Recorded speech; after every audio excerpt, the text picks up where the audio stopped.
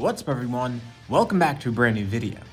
A few weeks ago I put up a couple polls asking what you guys want to see for an April Fool's scenario, and this one isn't really as jokey, it's more so just something that changed the story so much that I can't consider it an April Fool's scenario. Last year I did what if Frieza raised Kakarot, so this time we're going to do something a bit different. Pretty much the exact opposite of this. Instead of Frieza finding Kakarot, Bardock's still going to have him, but something much bigger is going to change here. Bardock's going to start a rebellion, and he's not going to be able to do it alone. Who's he going to recruit for this rebellion, and will it even work? Well, that's what we're going to find out in this series. For this video, let's set a like goal of 4,500 likes. Anyways, let's begin this brand new scenario. This story is going to start very far back. We saw this flashback during the Granola arc, and those flashbacks to Bardock are what's going to come into play here. The story begins after the Cerealians are destroyed, and Bardock finds Muesli and Granola. A lot of this pretty much goes like normal. Not only does he decide to spare them, but he also decides to protect them. Try to get them out of harm's way so the Saiyans or the Heaters won't find them. This also leads to him meeting Monaido. And here's where things begin to change. He goes with a different plan to hide them, and this minute and realistic change is going to change the entire arc of the story. Not just this part of it, but everything going forward. They're able to successfully hide out from the Heaters, and Bardock's confused. Why is he doing this? What's going on with him? He's never done this before, but now it's giving him all kinds of ideas. Maybe he can bring them back to Vegeta with him. That way they could be protected there. He's been having thoughts lately about Frieza. He doesn't trust Frieza, and feels like Frieza's gonna attempt to kill them soon enough. He's been having this bad feeling for a while, and he decides his work as a Saiyan is kind of pointless at the moment. Why is he going around slaughtering these random people? Instead, he could do the exact opposite.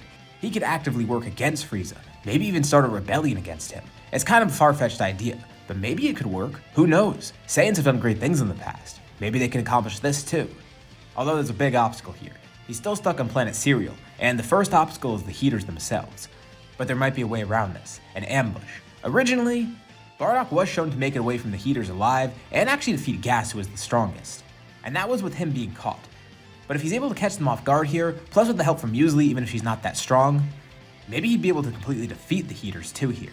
Muesli, Monaido, and Granola don't really trust him at the moment, but hey, he did spare them. And Bardock knows that he really can't gain their trust right now, but what if he helps them against the Heaters? By defeating these people together, it could show that Bardock's trustworthy, hopefully. Well, the plan might not work, but it's better than them just dying here.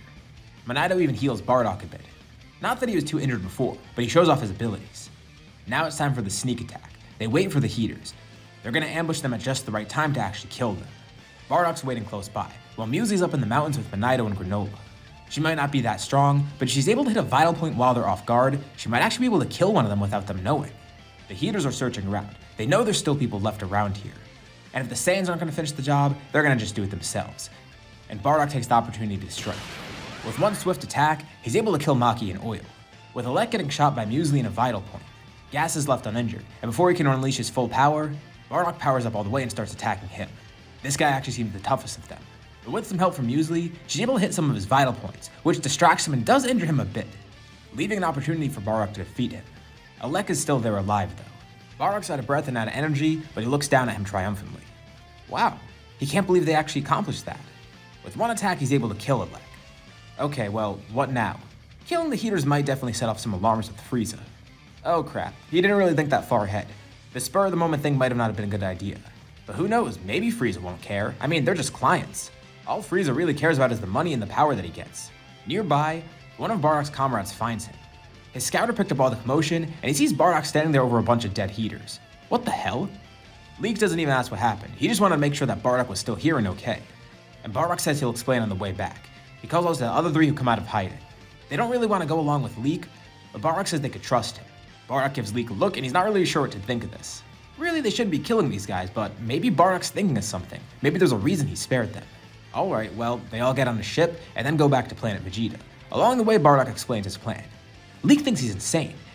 Does he really think he could start a rebellion against Frieza, especially a successful one? Well, yeah, he probably can. He just needs to get stronger. But Leek says just because he defeated the Heaters, that doesn't mean Bardock can defeat Frieza too. But Bardock has a feeling. It's a weird one. He knows Frieza's gonna kill them regardless, and he feels like maybe this is their best chance at survival. At the very least, they could just escape him. And it does take some convincing, but Leek eventually goes along with the idea. The Saiyans don't really like Frieza regardless.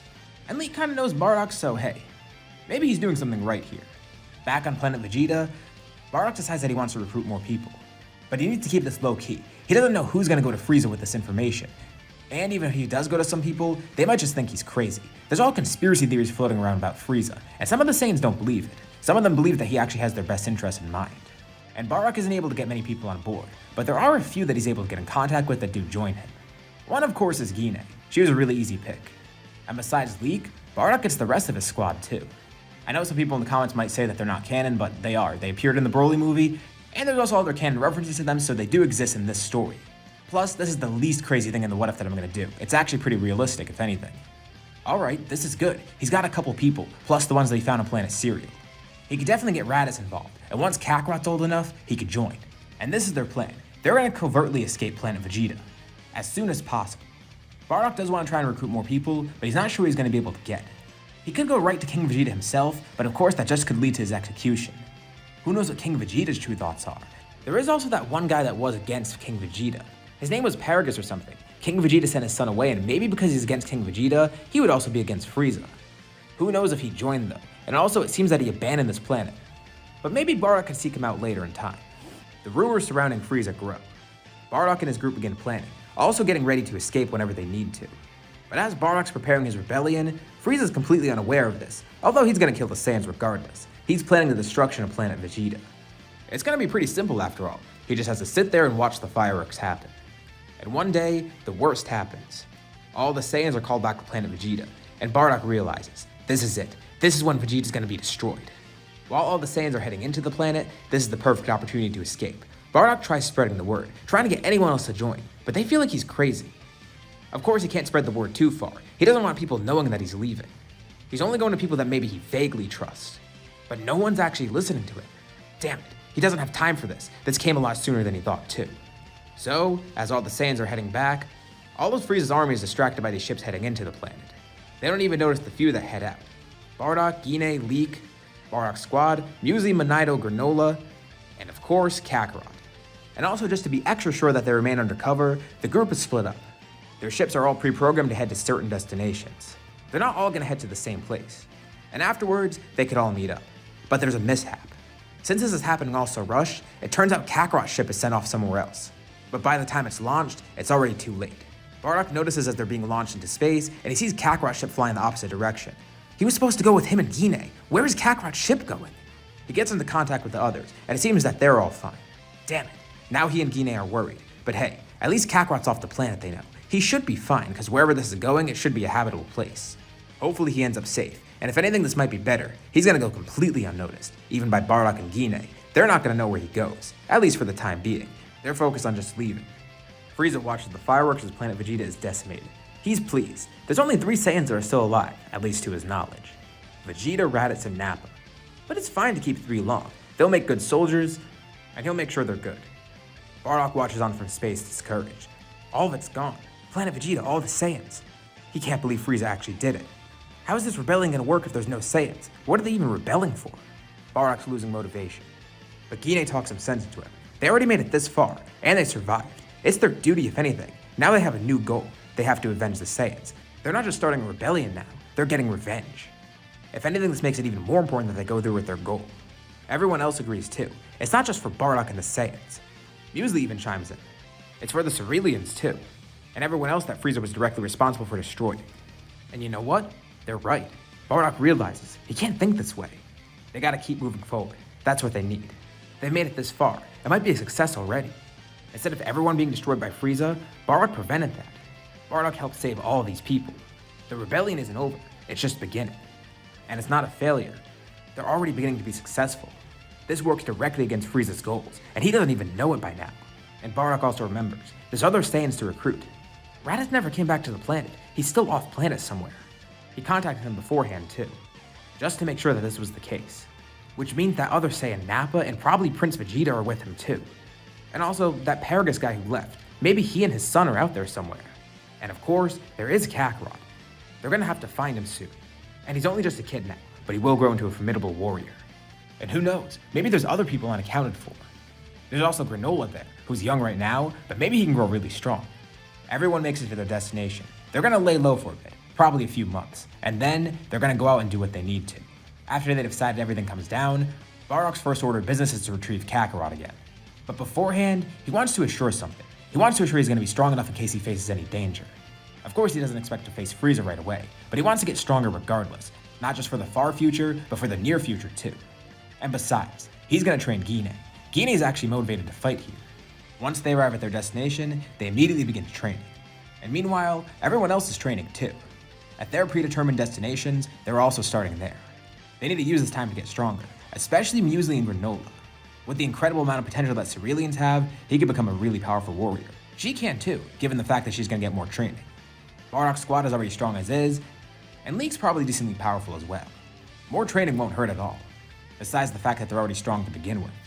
Since we're still in a point where power levels matter, let's talk about some powers right now. Bardock would 100% be the strongest of the group, and let's say they lay low for a few months, probably 2 or so. After his training and such, we'll place Bardock around a power of 25,000. Leek as well as the rest of his squad are around 20,000 each. This isn't combined, this is each of them. That's an incredible amount of power from that group. Guinea's a little bit farther behind because she's just starting to train here. But thanks to her being a Saiyan, it's not too bad. In these few months, she eventually gets up to around 9,000, with Muesli probably the same. Granola's kind of at a disadvantage due to being young, but we'll put him around 3,000, since he's only just starting out as well. And now the group feels safe enough. Now it's time to head out. They're gonna find Kakarot first, and then they're gonna collect the rest of the people that they could find. Their goals are to get Vegeta, Nappa, and Raditz, as well as Paragus and his son. But first is Kakarot. That'll be the safest option and the easiest. Little do they know, he was sent to a planet called Earth, and thankfully, he was found by someone. On Earth, Kakarot is there with Grandpa Gohan. They're out in the wilderness one day. The ground begins shaking. It's like something crashed nearby. And Grandpa Gohan accidentally drops Goku. He tries to catch him, but it's too late. Goku begins falling. But before he hits the ground, someone catches him. Bardock rockets over and sees what's happening, saving Kakarot in the nick of time. Grandpa Gohan's surprised. Is that an alien? Wait a second. He looks exactly like that kid. Oh, he gets it all now. And Bardock begins explaining everything. Grandpa Gohan's amazed to hear all this. Aliens? A space empire? A rebellion? It's all so much to take in. But Bardock thanks him for his help. Without him, who knows what would have happened to Kakarot. And Gohan could tell. Bardock's a pretty noble person. He welcomes Bardock to return to Earth at any time he needs. Of course, the people here probably aren't as strong as those Saiyans or whatever they are. But they can feel free to use this as a hideout or anything. What, is he a spokesman for Earth or something? Well, not really, but he's just trying to be hospitable. Bardock appreciates the gesture. And he says maybe sometime in the future he'll come here. Thankfully, Kakarot's okay. He hasn't hit his head, and even though Grandpa Gohan bestowed the name Goku upon him, he learns this kid's true name, Kakarot. He hopes Kakarot will grow to be a good person and a strong warrior one day. And after a brief meeting with the Saiyans, they all thank him and decide it's time to head off. They gotta find a new base of operations first. They were split up before, but that is not gonna work if they're all together. They can't just be on random abandoned planets or moons or whatever. They gotta actually find somewhere where they could all stay, a permanent base of operations. They head off to space and begin planning. Meanwhile, Frieza is completely unaware of what's going on. Vegeta, Raditz, and Nappa are still working under him. And it's strange. Frieza has a weird feeling, like there's a sense of anxiety. He's never felt this, and he thought destroying the Saiyans would eliminate that anxiety, but it's still there. It's like there's people out there. He feels like there's something happening without his knowledge, and it's irking him a lot. It can't be those 3 Saiyans, no, and he doesn't know why he has this feeling. He might just be being paranoid. But did he actually destroy all the Saiyans? I mean, that shouldn't be the case, right? But there's been a bunch of weird occurrences leading up to it, and the events following it too. Scouters picking up random presences, the Heaters turning up dead just randomly, and the Saiyans acting kinda shifty before he destroyed them. For now he brushes it off. It should be okay. He is Frieza after all. If there is an issue, he could solve it easily. Now, Bardock and group are trying to figure out what to do next. They still really do want to get to Raditz and the others, but they can't. They work too closely with Frieza. Even if they could recruit Vegeta, Nappa, and Raditz, which they would probably be able to convince them pretty easily, it's still risky, at least right now. If they attack too early, and Frieza's army is stronger than they estimate, it could be bad. Plus, if they attack right now and get caught, they're going to be on Frieza's radar regardless. They want to stay under the radar as long as possible, using it to their advantage. Yeah, it does suck. They do want to start as soon as possible, but there's not much they can do about it. It's better to be safe than sorry. For now, Bardock begins establishing a base. They all find a planet with no life on it, although it seems to be habitable, and this will be their base of operations. It'll be a permanent place for them to live. From what they could tell, it's off the grid. Frieza's army won't find it at all, or at least they won't suspect it. Since there is no life on it anyways, no one's gonna even know that they're here. It's actually near planet Cereal actually, which is great. But besides that, there's nowhere around that would even be on Frieza's radar at all. As far as everyone else is concerned, this is a random rock out in the middle of space with no one on it. And as they're there, well, of course they're gonna start training, but they're also thinking, Could they recruit any others too? Perhaps, but it depends what kind of strong species exist out there, and especially anyone who would be against Frieza actually. The Cerealians are gone sadly, so are the Saiyans. As for the Namekians, they do have strange abilities and probably could be pretty strong, but they're mostly pacifists and they have no gripe with Frieza as of now. Minato theorizes that they might actually join as some sort of alliance, but maybe not at the same time. Like I said, they're mostly pacifists, and if they haven't been attacked first, well, there's no reason for them to get involved in a war that they don't need. Earth also seemed to be somewhat weak last time they were there. I mean, they know there's a bunch of Earthlings there, but in terms of powers, they only really scanned a few high ones, and even the highest powers weren't really that strong. Probably only in the couple hundreds even. Not even close to the weakest Saiyan that they have right now. They keep racking their brains, trying to figure out who they could recruit and where these people would be. In the meantime, Muesli begins training Granola to further his abilities. He seems to have a lot of potential, and he still is pretty young, so he has a lot of room to grow. Especially as a Cerealian with his unique abilities, both of them together could really help in the rebellion. And in terms of everyone else's training, well, it's going pretty well. They're growing stronger, and everyone's happy. They're confident that this rebellion will actually work. I mean, they've already made it this far without being caught, so maybe they'll actually be able to kill Frieza, which is insane to think about. And it gets Minato thinking. For this whole time, he's been hiding the Dragon Balls. He didn't really trust the Saiyans at first, but maybe now he can give them to the Saiyans. They are on planet Cereal hidden away. He wanted to make sure no one would find them.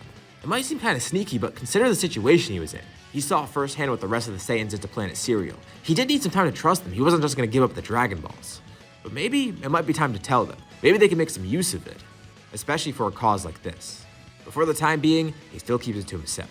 Kakarot and Granola eventually do become rivals, actually. I mean, the two are around the same age and similar powers, too. A Saiyan and a Cerealian are becoming rivals. It's pretty interesting to see especially what happened between those two. And thankfully for Kakarot, Granola's not hellbound on destroying them like he was in the original story. He and Kakarot actually become friends, and this is the first person Kakarot becomes friends with. And with the two becoming rivals, they vow to get stronger together. And they're great as rivals because they have completely different fighting styles. It makes every battle between them interesting, and every time they fight, someone could show off a new technique that the other didn't know about before. And now, we begin heading into the next arc. Bardock keeps thinking, who could he recruit next? But someone comes to mind. I won't say the name of the arc yet, but it probably is spoiled in the thumbnail anyways, so I'll say it in a few minutes. Bardock's only going to take a few people with him though. I mean, he doesn't need that many, and in case this fails, which he doubts it's going to, he wants to mitigate as much risk as possible. So he gets Tora and Gine to go with him. The rest of them stay back, wishing Bardock and his crew luck. They fly out into space, trying to locate any sort of planet that they can. There's one person that came to mind, a deserted Saiyan. Actually, two of them, and that's what this arc is going to be called. The Deserted Saiyan arc, aka the Broly arc. He's going to seek out Paragus, as well as his son. They still have a Saiyan ship, I mean, that's how they got off planet Vegeta, and maybe they could use that to locate Paragus. Maybe a distress signal was sent out somewhere. So they check and they actually do find one. It seems a while ago, a ship crashed, automatically sending a signal to King Vegeta's army, trying to send a location even though no one received it because by then, the entire army was destroyed. Paragus didn't intentionally send this out. The ship says it did it automatically. Damn, Bardock realizes that he might be dead. But still, it's worth checking at least. Maybe Paragus could have survived. At the very least, they should check it out. Worst case, it'll just be a wasted trip. Best case, they get 2 people on their team. So they decide to go there anyways, flying over to planet Vampa. Eventually they arrive, and as they descend upon the planet, they see how truly uninhabitable it is. Damn, even if Paragus and Broly did survive, how long would they have lived? Maybe they're not alive anymore, maybe they just died from this planet being so harsh. But maybe there still is a chance that they're alive. It's worth checking still. They do find Paragus' ship, and they start inspecting it. But then Bardock has a weird sensation. It's something he's kind of felt during training, but it's almost like he senses something coming close to him. And just at the same time, his scouter goes off. What the hell is the sensation that he feels? Little does he know, he's learning to sense ki. Not that it matters too much right now. They still have their scouters. The scouters begin beeping and 2 people begin attacking them. It's Paragus and Broly. They're hostile. They then see that the people that they're attacking are Saiyans. Even more of a reason to be hostile. They're probably here to finish the job. Kill them off like King Vegeta wanted. But Bardock tries to calm him down. Why is he attacking him? He's a Saiyan. He's here to help, but Paragus doesn't believe it. He's not going to trust any of the Saiyans. They try and stop Paragus and tell him what's going on, but it seems like they're going to have to fight. So, Bardock, Gine, and Tora power up. Against Paragus, they're actually fine. I mean, Paragus is strong, but in comparison to them, he's pretty much nothing. Although, surprisingly, the big issue is Broly, that kid that's with him. What the hell is the power coming off of him? His power is enough to even contend with them, even after all their training. And Paragus says that even if they defeat him, they won't defeat Broly. He's been trained for this. Even though he's young, his power is incredible. And the worst part is, Broly begins losing control too, getting even stronger as he fights. All this power just from a child? The group continues fighting, seeing if they can counter it in any way. They might need to turn to great apes, but they realize if they use an artificial moon, that'll cause these two to transform as well. It'll just put them at even more of a disadvantage. They just need to fight it out. Easily they're able to defeat Paragus, and now they just need to work around Broly. The good thing is he's fighting sloppily. I mean, he is a kid and he's enraged right now, so it should be easy to counter his attacks, even if they're strong. Especially since he's outnumbered, and with the three powers combined, he might even be overpowered at this point still. Well, before he grows too strong. They're able to defeat Paragus and then restrain Broly. And as they have Broly restrained, Paragus then reaches for a chakra mode. This not only calms Broly down, but it electrocutes everyone else with him too. What the hell? He just shocked his own child. This leaves the Saiyans open as Paragus begins attacking them again, although it does put Broly out of commission. Damn, BARDOCK knew Saiyans sucked as parents, but this is something else. They recollect themselves, and then in one hand, Paragus is charging an artificial moon. He's ready to use it, threatening to turn into a great ape against all of them. And not only that, but Broly will transform too. Then they'll surely be dead. But they try and convince Paragus one last time. Stop doing this, what the hell is he doing? They could still use his help, especially Broly. His power seems incredible, and they know Paragus could probably help as well. He still doesn't trust them and has no idea what they're talking about, but BARDOCK says just give them a chance to explain. So they begin talking. All the Saiyans are dead, which is great for Paragus. He's glad to hear this actually. But they don't know why he's acting like this. The other Saiyans weren't the one to do this to him, it was Vegeta and the royalty. These guys are just some low-class Saiyans that survived. If anything, Paragus is closer to that royalty than they are. But that's not the point by now. What matters now is that they want to start a rebellion against Frieza. They want to kill Frieza? Are they insane? Well, yeah, they feel like they could do it. I mean, look how strong they've gotten already. And Paragus does admit, they are pretty powerful, especially for low-class warriors. He doesn't know what kind of training they've been doing or how strong they've gotten, but he could tell. Especially when compared to him, these guys are powerful. I mean, the fact that they even took on Broly. He thought Broly would be so strong that even he might be able to defeat Frieza one day, but no. He still does have a long way to go, obviously. It does take some convincing, but eventually, they are able to get through Paragus, and he does have a few options. His options here are either stay here and die, fight them and die, or join them and have a chance at living. Even if it does mean he might die against Frieza, he still does have a chance at living. And this isn't his best interest. I mean, Frieza's against him too. If anything, he should hate Frieza more than these low-class Saiyans, especially if these guys save him and take him off this hell planet. Reluctantly, he eventually does decide to join them, so he and Broly go along, going to that same exact planet. Now they have 2 extra members on that team, but still, who the hell is that kid? Why is he so strong? Well, it kind of explains why King Vegeta sent him away, but still, they don't know where those powers coming from or how he's able to even control it. It seems like he can't control it right now, so they gotta work on that. But he could potentially be one of their best soldiers. They just need to train him even more, as well as Paragus. Paragus is decently strong, but still very weak in comparison to everyone here. But after all, he is a Saiyan, so maybe they can make this work. Although he tells BARDOCK, if he sees Vegeta anywhere near this planet at all, he'll leave right away, or at worst, kill the other Saiyans. He doesn't want to be involved, even if it is the prince or whatever. Wow, this guy's really an ass. Why is he being so difficult about this? Well, whatever. They probably won't even see Vegeta anytime soon. And if they do, well, they'd rather have him on the team than Paragus. Slowly but surely, this planet begins developing even more. Even a civilization begins. It's mostly Saiyans on this planet and mostly men on this planet. But there are some women, a Namekian, and there are some Cerealians. So it's not like the Saiyan race is going to restart or anything, no. Some people actually suggested that BARDOCK and Guinea should have another kid, and I have considered that, but they're focused on much bigger things right now, and they don't really have the time for that. Especially since Guinea's a fighter now too, and she can't be put out of commission like this. It's not even on their minds right now. If anything, they need to find their other kid first. I mean, they have Kakarot here, but they still gotta find Raditz. And as of now, it seems the crew is pretty good. The kids are getting stronger. Granola, Broly, Kakarot, all of them are developing pretty well. Each growing in their own way, and each getting powerful. And they're not as young anymore. By this time, a few years have passed. So they're still kids, but very experienced. And obviously, very strong on top of that as well. And at some point, Minato finally decides. He's gonna tell them about the Dragon Balls. He feels bad hiding it for so long and really didn't know when to bring it up, but BARDOCK kinda understands. I mean, Minato did watch all the Saiyans just kill a bunch of people in front of him for no reason, essentially. Well, now that he thinks about it, not for no reason actually, but BARDOCK's not gonna touch on that subject anymore. There's no point. So Minato asks, does he want these Dragon Balls? And BARDOCK begins thinking, what could they wish for? Well, why not wish to be the strongest in the universe? That could work, but it could be dangerous. Granola even considered that too. He's like, hey, maybe I could do this. Maybe I could just become the strongest in the universe with Minato's Dragon Balls and defeat Frieza that way. But they tell him that's probably a bad idea. Minato says it could be dangerous and there could be consequences for it because that wish is so powerful. Okay, so maybe not that. Well, what about immortality? BARDOCK thinks it might not be best to mess with that. Immortality is a slippery slope, and it could cause some issues, especially if the wrong person gets it. Even him. Who knows how it will change him as a person? And even if he's immortal, that doesn't mean he's going to be strong enough to defeat Frieza. It just means he can't die against him. I mean, he can use it to exploit Zenkais maybe, but Frieza will probably find some other way to torture him too. It shouldn't be too hard to torture an immortal person because they can just keep regenerating and you can keep doing it forever. Damn, Bardock doesn't want to think about that. That's rough. But maybe down the line they could use it for that. As for now though, they should probably just save the Dragon Balls. Hey, maybe they could even revive people. In the unfortunate circumstance and the unlikely circumstance that someone would die, they could use the Dragon Balls to revive them, and that would be perfect. It's better to have them on hand and keep them safe rather than just use them right now and then need them later. It's better to have and not need than to need and not have. Minato agrees, and he's glad to hear this from Bardock. That's actually perfect, and he's glad that he responded this way. Wow, he probably should have told them a lot earlier about this. But this only reinforces his trust in them even more. And it's good to have the Dragon Balls as security.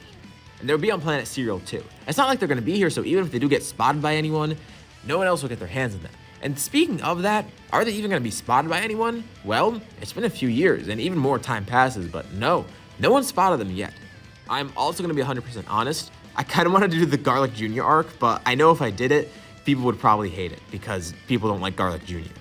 I really do want to do it just for the meme though, so you know what? Screw it. I'm just going to say in this scenario, Garlic Jr. decides to attack them, he gets all big and buff, and then he gets his shit stomped out by a bunch of giant apes, so it didn't go too well for him, and hey, it means I got to make him canon in this story.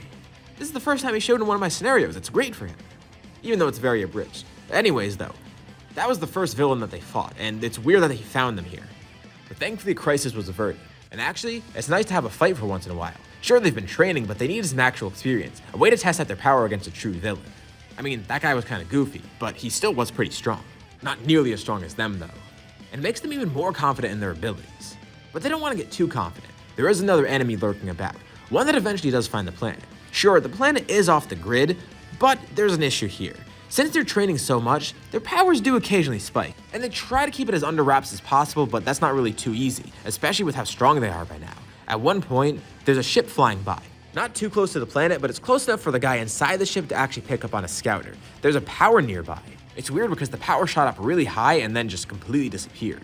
Huh, he's never seen a power like that before, especially one that just disappears so fast. Is his scouter glitching out? Well, no, because it happens again, and it's in the same location. The guy turns his ship around. He wants to check out this planet. Maybe there's people on it. Maybe there's strong people on it. People that Frieza would be interested in.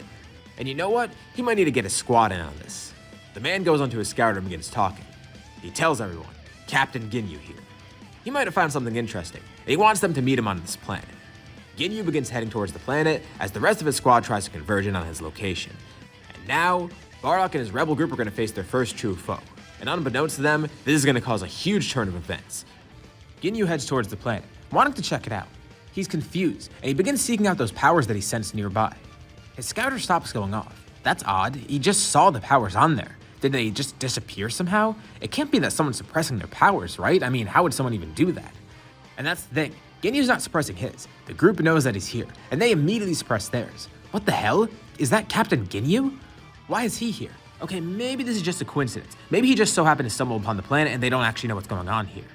If so, not everything is lost. They just need to work intelligently. As Ginyu begins looking around, suddenly his space pod explodes, and immediately after, his scouter explodes too.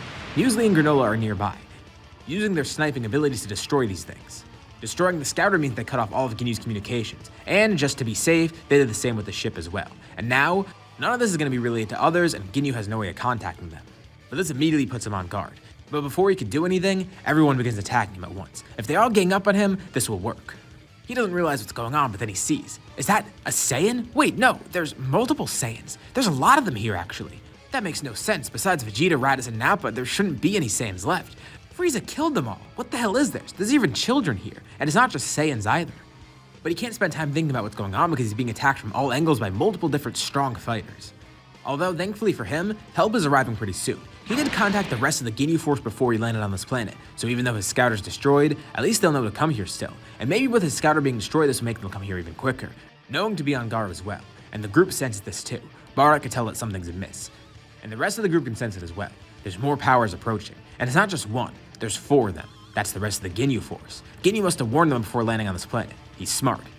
Although, things aren't going to go their way. As their ships enter the atmosphere, Muesli and Granola do the same thing.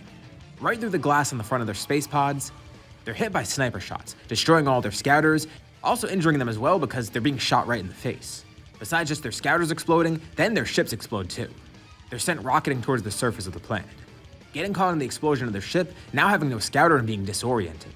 They're able to recuperate pretty quickly, but getting hit by this off guard, it actually did some damage.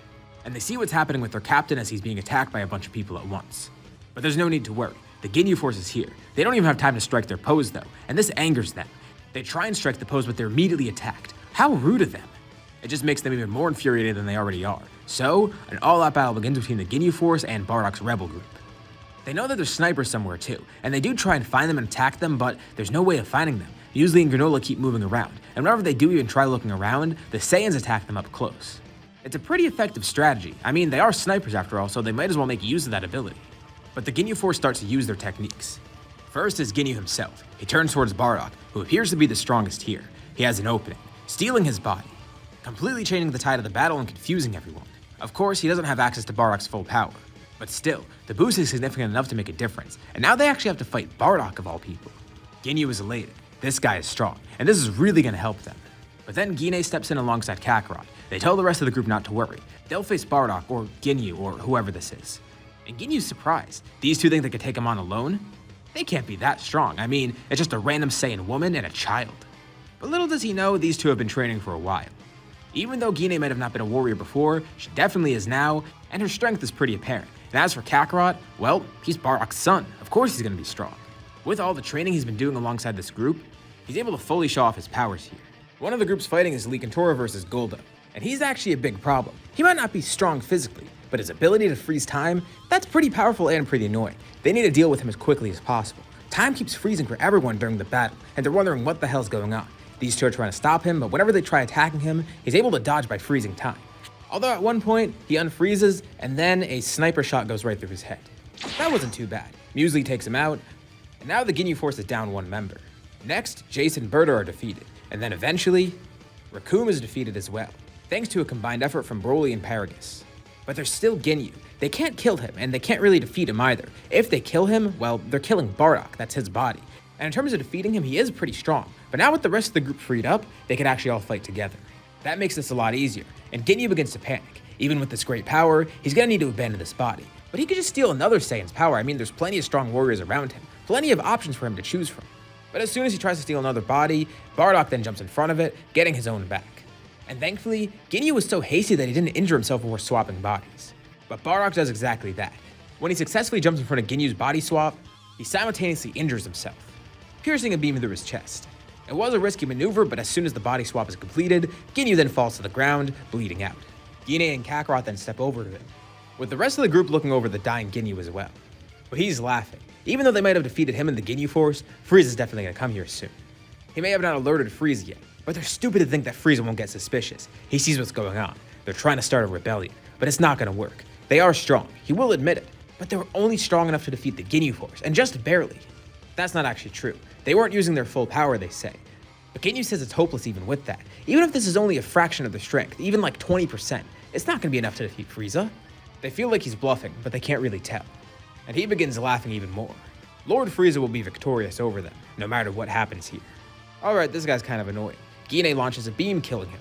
And now the Ginyu Force is completely defeated. But what he said might actually be true. I mean, they don't really know Frieza's strength, and Ginyu might know it better than anyone. Of course, they're not too sure. Maybe he is bluffing. Maybe he's just saying that so they'd be scared. Right now, they are only using a fraction of their power. That wasn't a lie either. I mean, they didn't even have to go into grade 8. Plus, they're definitely gonna get a lot stronger by the time Frieza gets here. They do have to heal up after this after all. And they still have some time to train. Even if Frieza arrives here immediately, they still do have time. Plus, who knows when Frieza will even get suspicious and come here. Maybe he might not even be the one to show up, he could just send other people. But this could work in their favor. They whittled down Frieza's forces, and no one knows what's going on. They're able to work quickly, and it's good. The Ginyu Force wasn't able to contact anyone, meaning that Frieza's still in the dark, at least for now.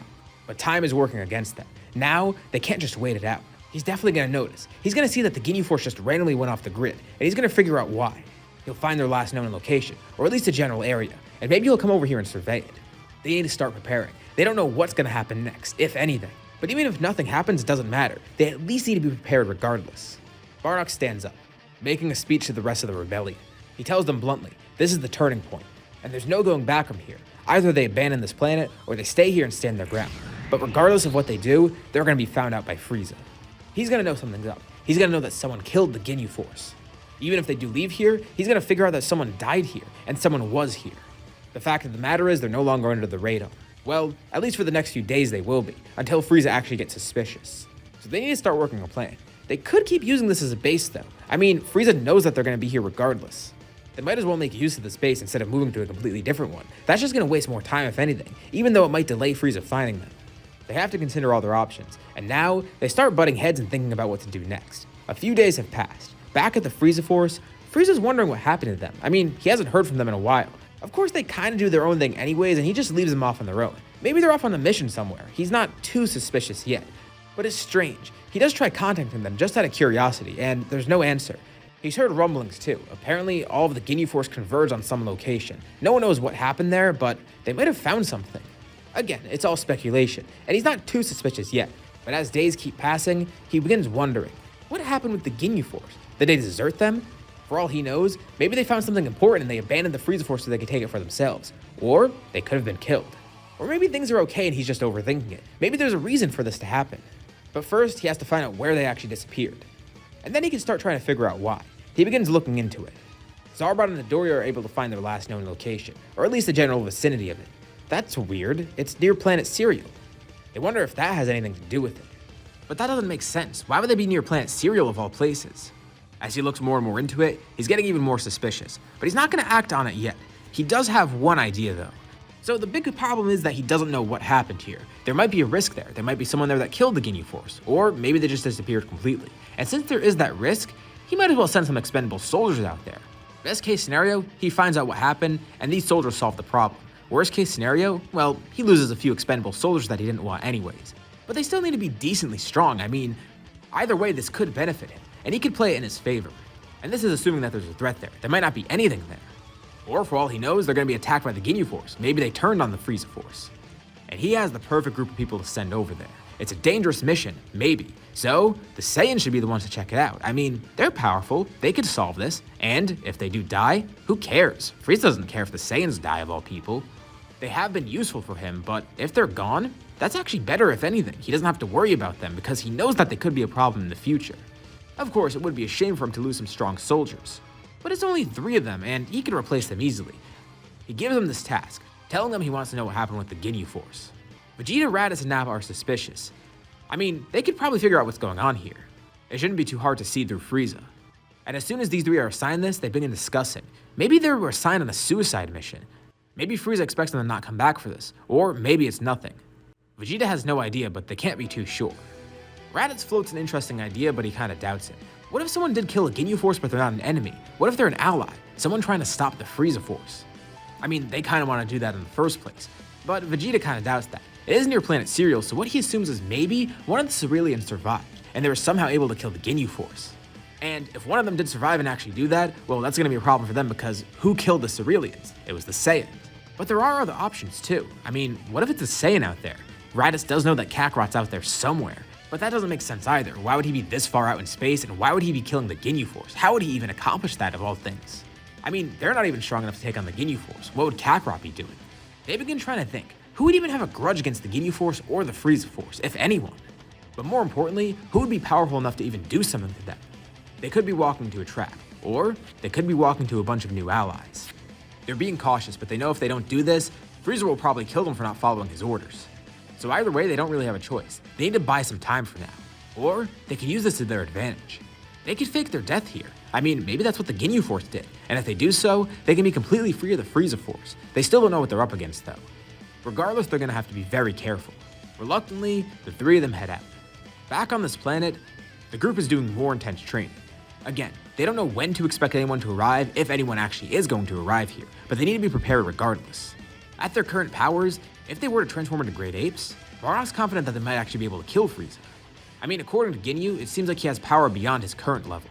Bardock hasn't sensed it firsthand, but from what he's heard, it's pretty high. It's about 500,000. But if that's only his starting power and he can actually go beyond that, that's going to be an issue. I mean, look at them. They've learned to suppress their powers. Frieza probably could do the same thing too. And who knows, it seems that he's rumored to have some transformations too. So these suppressions of power aren't just like theirs. There's something completely different to the point where he needs transformations to suppress them. On top of that, they don't know how many transformations there are. There could be one, there could be two, there could be many. They're all just going off rumors right now.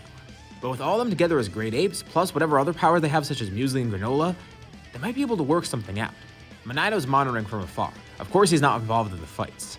But while they're focused on their training, he's monitoring space, trying to see if anyone's coming near them, and he could sense something. He senses a few energy signatures, 3 of them. Wait a second. Okay, these aren't incredibly strong, but they definitely feel a little bit malicious. And the thing is too, there's multiple of them. It's likely that these are Frieza soldiers sent out here. Maybe they're just sent here to scout the place out. Okay, this could work in their favor. Worst case, they have to fight a couple of weak soldiers. Best case scenario, they could actually hide out and act like nothing's going on here. And maybe those soldiers will just leave not questioning anything. They'll do the latter since that seems safer, and it might buy them more time. And as they hide out, Bardock and Gine sense something strange. One of these powers feels very familiar. I mean, they only really learned to sense powers recently. But they note this, and Kakarot does too. Of course, it's not a power they sensed before, but it feels familiar to theirs, like it's related to them somehow. Wait a second. If these are Frieza soldiers being sent out and one of them feels like this, no, there's no way. There's no way they could have gotten that lucky. They're still gonna wait it out. And eventually, 3 ships land on the planet. And sure enough, it's exactly who they thought it would be. 3 Saiyans step out. Vegeta, Nappa, and Raditz. Raditz was the one they were sensing, just like they thought. Bardock communicates with everyone. Hold their fire for now. And they're in luck. They don't have their scouters on their face just yet. But Vegeta pulls one out. And right before he puts it on, Bardock jumps out, telling him to stop. Vegeta can't believe what he's seeing. A Saiyan. And most importantly, Raditz reacts too. Quickly, Vegeta puts the scouter back. Raditz is amazed. His father? Bardock greets them. He says they were gonna look for them, but, well, it's complicated. He's gonna have to explain later. Wait, we? What does he mean? From hiding, the rest of the Saiyans step out. They can't believe it. Especially Raditz. His whole family's there, even his mother. She wasn't even a fighter before. Not to mention there's a Namekian and a Cerealian. Actually, 2 of them. There's a kid there too. What the hell's been going on here? And, all at the same time, Paragus sees exactly who arrived. Vegeta. So, Bardock now needs to explain everything to Vegeta and his group because they have no clue what's going on. Well, they kind of have an idea, but they want to know how they got here and what even happened since then. Not in a hostile way either, they just want to actually know. They want to be caught up to speed. The Saiyans are actually intrigued to hear this. Besides the fact that there's a rebel group and there's Saiyans that are actually still alive, the fact that they lived this long and stayed under the radar, even they didn't know about it. It's pretty impressive. But still, that begs the question, how strong are they? Bardock says he could just show them with a fight, and Vegeta's up for that. He'll spar with whoever the strongest here is, and that does happen to be Bardock. Interesting, a low-class Saiyan is the strongest here. There's no way he's stronger than him though. Vegeta's confident in his power, and thinks that he'll be a valuable asset to this rebellion. He could even lead them. Although, Vegeta is surprisingly put in his place. It turns out that Bardock actually is stronger than him, as are some of the other warriors here. What the hell? Most of these people are low-class Saiyans. How are they this strong? Plus, there are some others too. They see a Namekian, and they see some Cerealians. Of course, granola and muesli aren't going to view them too fondly. But if they learn to like these Saiyans, maybe these ones are okay too. They're just going to have to see what their true character is like. And surprisingly enough, it's not them that's the problem. There's actually 2 Saiyans that are a bigger issue here, Broly and Paragus. Vegeta continues trying to discuss with Bardock, and suddenly, he's attacked by Broly. What the hell? He already tested their power, why is this guy trying to fight him? But this isn't a normal sparring match. This guy's trying to kill him. Paragus begins attacking as well. By the way, it is worth mentioning, we're at a point where both Broly and Vegeta would be fully grown. As for Kakarot, he's a teenager, so he's still gonna look like what he did in Dragon Ball during the tournaments and stuff. Original Dragon Ball, that is. He and Granola are the only kids left. But like I mentioned, Kakarot is almost old enough to the point where he is gonna grow up soon.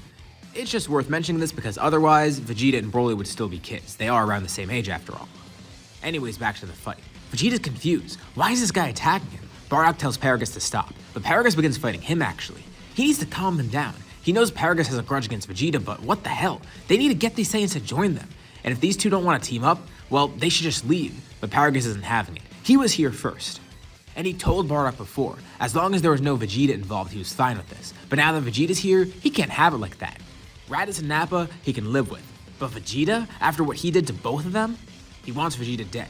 Bardock says that's crazy talk. First of all, that was King Vegeta that did that. And second of all, Paragus stranded himself, didn't he? They just sent Broly off. Be mad at King Vegeta, and King Vegeta's dead, so don't be mad at all. Paragus tells Bardock he wouldn't understand, and Bardock doesn't understand. He's acting out for no reason at all. Why are they doing this? They're having a tantrum for no reason. This only pisses off Paragus even more.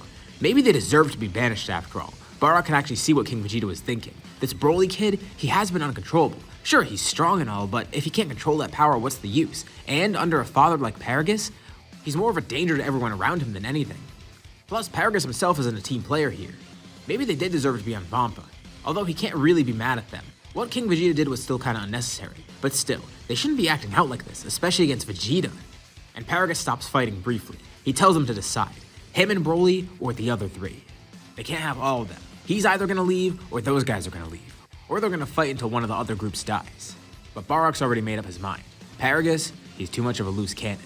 He's not even that strong anyways. They don't need him. And as for Broly, he would be a valuable asset, and Bardock does feel kinda bad. His father is such a terrible parent.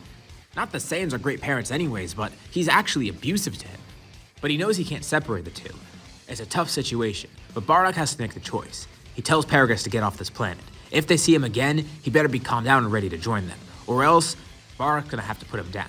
If Bardock could have it his way, he would just kill Paragus right now on the spot. It would make everything much easier, but he knows Broly wouldn't like that at all, and he'd have a grudge against them forever, probably even killing them too.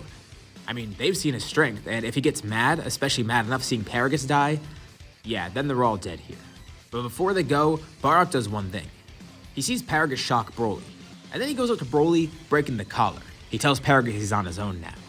Learn to control that kid, and learn to control himself. Otherwise, Bardock doesn't care what happens to him. If he dies by Broly's hand, then so be it. Maybe he deserved it after all. Angered, Paragus ends up leaving. He has no other choice, so he picks up Broly, and they fly off to another planet.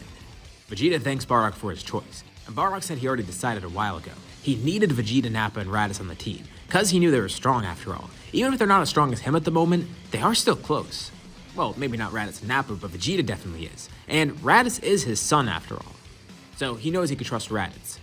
Plus, these three do have valuable information. They were part of the Frieza Force for longer after all. They're up 3 people, but they are down 2. Simple math, there's 1 more person overall. Not too bad. It's not like their ranks are smaller, so it's not a total loss. Paragus wasn't a team player after all. But Broly could have been really helpful, and it would have been better if he were there. Vegeta appreciates what Bardock did though. He knows they may not deserve the courtesy, but it's better to stick together after all. And at first, Vegeta wouldn't like the idea of a low-class Saiyan beating him, but he's gonna have to put that aside for this. It's not like the situation in the Saiyan saga where he was fighting Goku.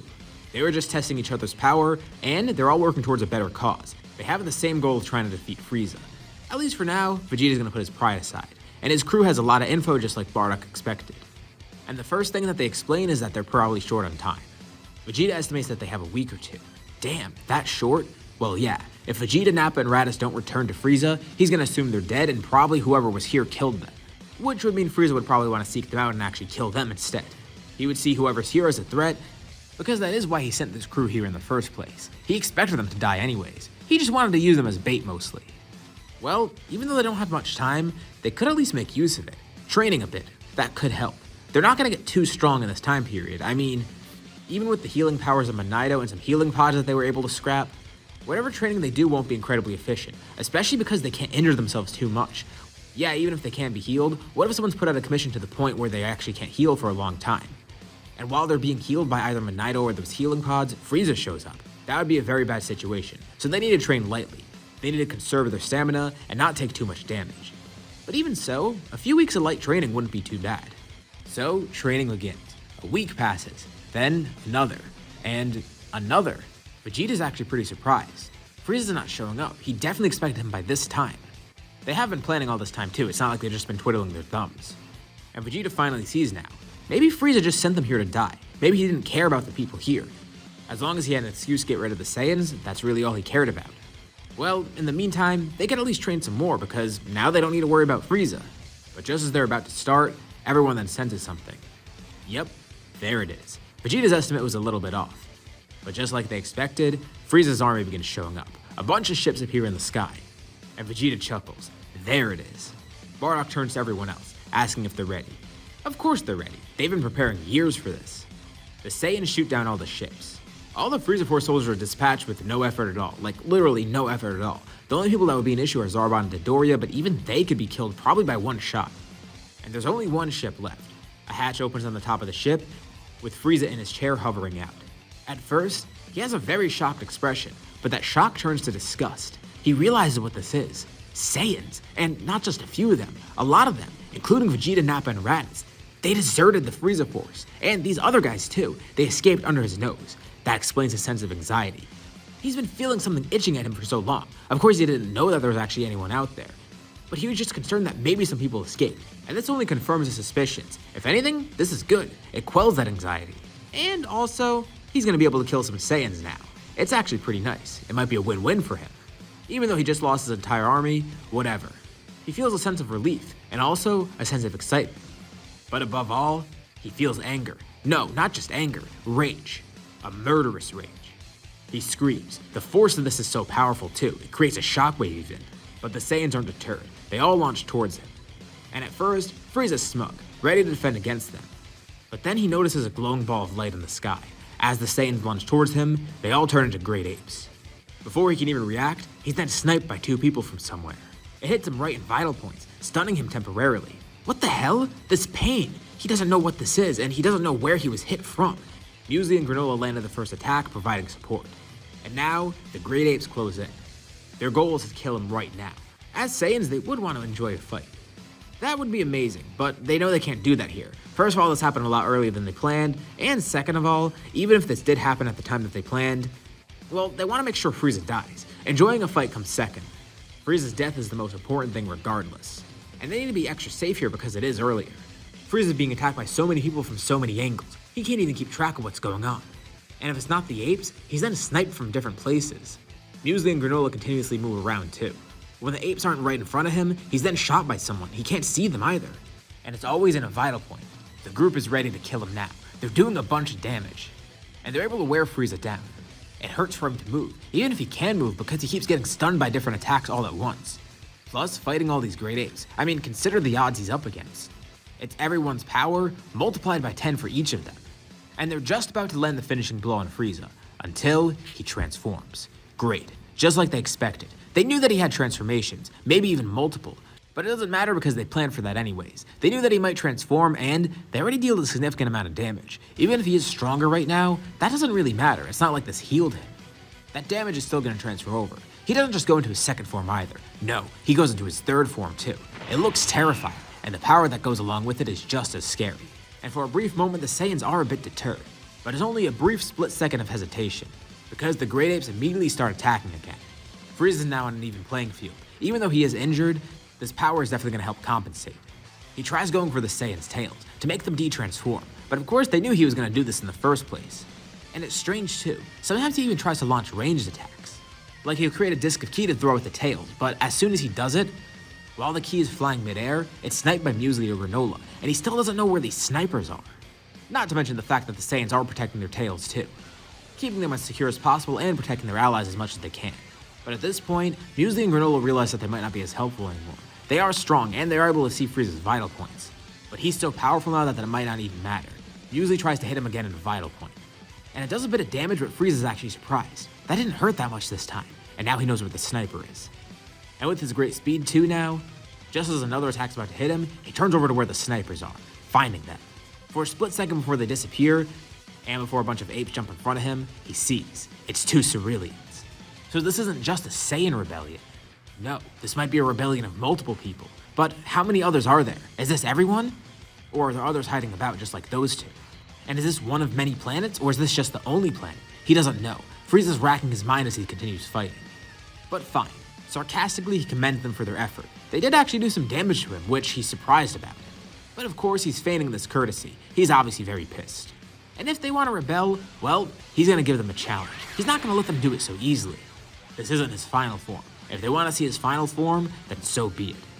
And one more time, he transforms, going from his third form into his fourth one. The Saiyans look on. Well, this is it, the pinnacle of his power, or at least part of it. Of course, he's only at 50% right now. But Bardock tries to gauge everything. Okay, this might not be that bad. They already dealt a lot of damage to him, and even though his power has shot up dramatically, maybe that'll be a good handicap. The odds actually seem stacked against them now. Before in his first form, it was going to be easy. Hell, even in his second and third form, they could have defeated him. But in his final form, Bardock's not too sure. But again, he can't be deterred.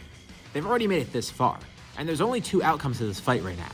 Either they somehow pull through and win, or they all die. Whether they try and escape or not, those are going to be the only two options regardless. So, there's no backing down now. The second Frieza arrived, they went beyond the point of no return. This is it. This is everything that the rebellion has been leading up to. Everything they've worked for in the past few years. All the power, ideas, and resources that they've accumulated. All the time they spent surviving. Everything leads up to this point. They can't fail. Bardock gets another rush of determination. He's ready to do this. He bellows out to Frieza. This is his deathbed. But just as he yells this, he feels a sharp pain in his back, specifically where his tail is, or was. A death beam pierces right through it, slicing his tail clean off. Bardock then begins de-transforming. The rest of the Great Apes keep attacking Frieza, but Bardock goes back into his base form. Damn it, they're down a Great Ape. But still, that doesn't change Bardock's mind. He's gonna fight here, to the death or to victory, whatever that may be. And one more time, he tries yelling out to Frieza. Frieza turns around seeing Bardock. Oh, this must be the guy leading the group. He looks pretty plain, like a normal low-class Saiyan. Who would have thought that he would have been leading a rebellion, especially with someone like Vegeta under his command? Frieza's amused and looks over towards him, smiling. Well, he has some time to discuss with this man. Frieza chuckles seeing Bardock transform. He's gonna do this to the rest of the Saiyans too, just to make sure he doesn't have to deal with those Great Apes anymore. But looking at Bardock, he might have to save that for later. This Saiyan, he's the ringleader. He's the pest behind all of this. Maybe he should set an example of him. Before he goes after the other Saiyans, he focuses on Bardock. Not trying to kill him, of course, killing him would be very easy right now. He's gonna make him suffer. He wants the other Saiyans to see. This is the result of his rebellion. His stupid little foolish rebellion. There was no way this was gonna work. Bardock is attacked head on by Frieza. Of course, the others try and help, but Bardock has nothing he can do against this. In his current state, without the power of a Great Ape either, anything he does against Frieza does absolutely nothing. He's continuously beat up, with Frieza prolonging it as long as he can. This will be fun, a nice way to vent his frustrations before he kills the others. He does commend Bardock though. He's surprised that he remained under the radar this long, and survived it all. He was smart enough, unlike those other stupid Saiyans, to see through his little plan. He knew that it was a trap getting all the Saiyans back on planet Vegeta. But either way, Frieza's happy. It worked out for the best in the end, because even though these Saiyans did escape, now they're all together, and he has a valid excuse to kill Vegeta, Nappa, and Raditz. Not that he didn't have one before, but this just gives him the push they needed to actually kill them, dispose of those Saiyans once and for all, make them extinct. As all this is going on, a ship arrives back unnoticed on the planet. Muzi looks on confused, not even realizing. One of the ships departed, and now it's back and it's Manito on it. He was able to escape undercover, and by the time he came back, he realized now that everything's much worse. Damn it, he should have just stayed there and did this.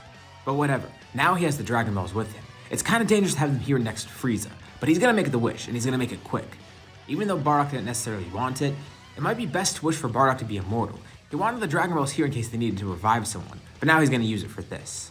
He might not be strong enough to defeat Frieza, but with his Saiyan power getting Zenkai boost and all, becoming immortal would heal him, and eventually he would grow stronger the longer he fights Frieza. Manito's not too sure though, but he has to decide. If he tries to escape by ship now, well, he'd be noticed. If he stayed on planet Cereal, he could have done this without interference. But he didn't realize things got this bad.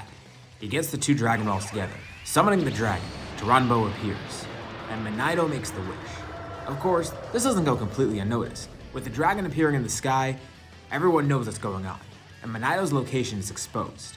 Just as Taranbo grants the wish, a massive beam of energy is sent right through him, destroying the dragon. Manito turns around. There's a look of fear in his face as he sees Frieza there. Frieza watches as the two Dragon Balls come back down to the ground, turning into stone. Damn it, the wish orbs exist and they're here too? He could have used them for himself. He grabs Manito, asking what he wished for. Manito's helpless to do anything against him, but he tells Frieza. He won't be able to defeat Bardock now.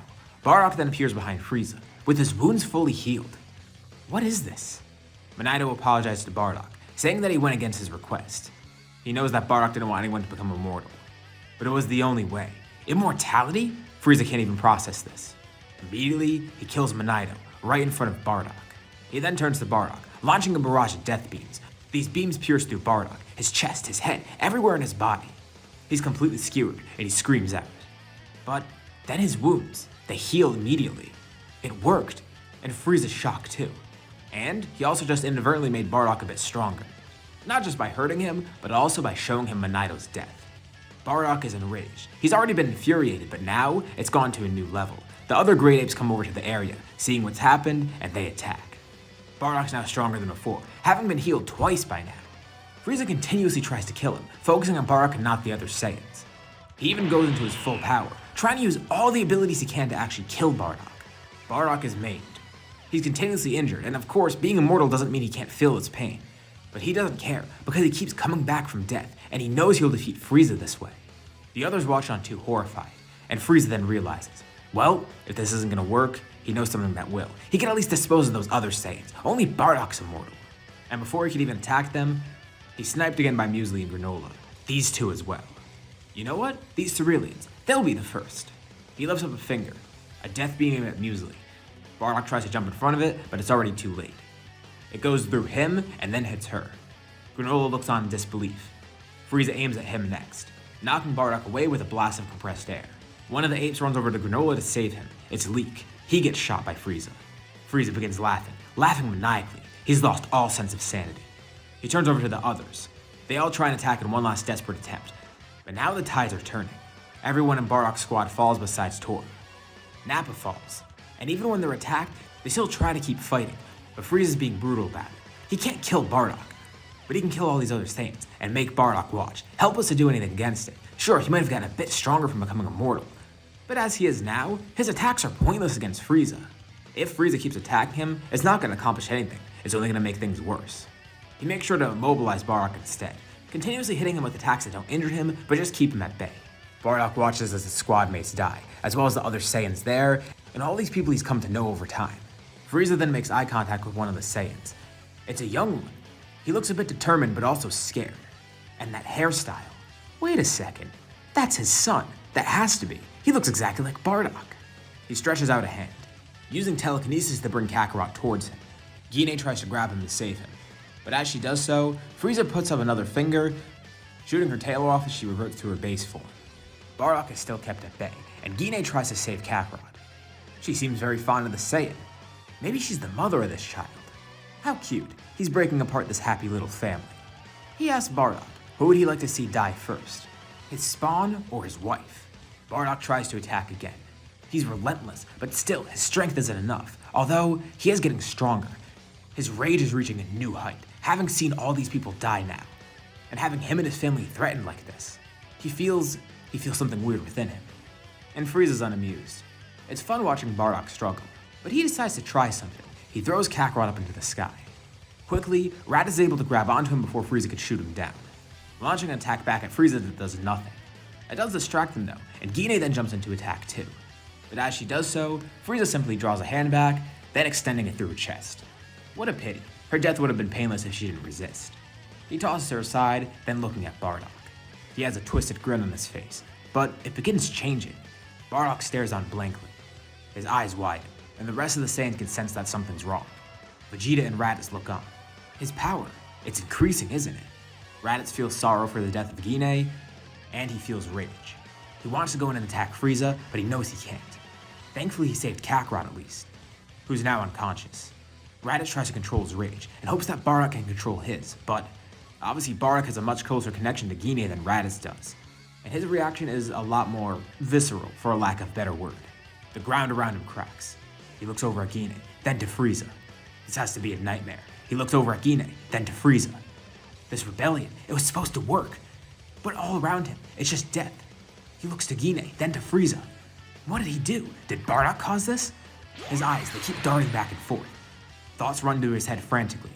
And then, an overpowering scream. The survivors get back, watching as a brilliant yellow glow illuminates the area. And seemingly, Bardock disappears.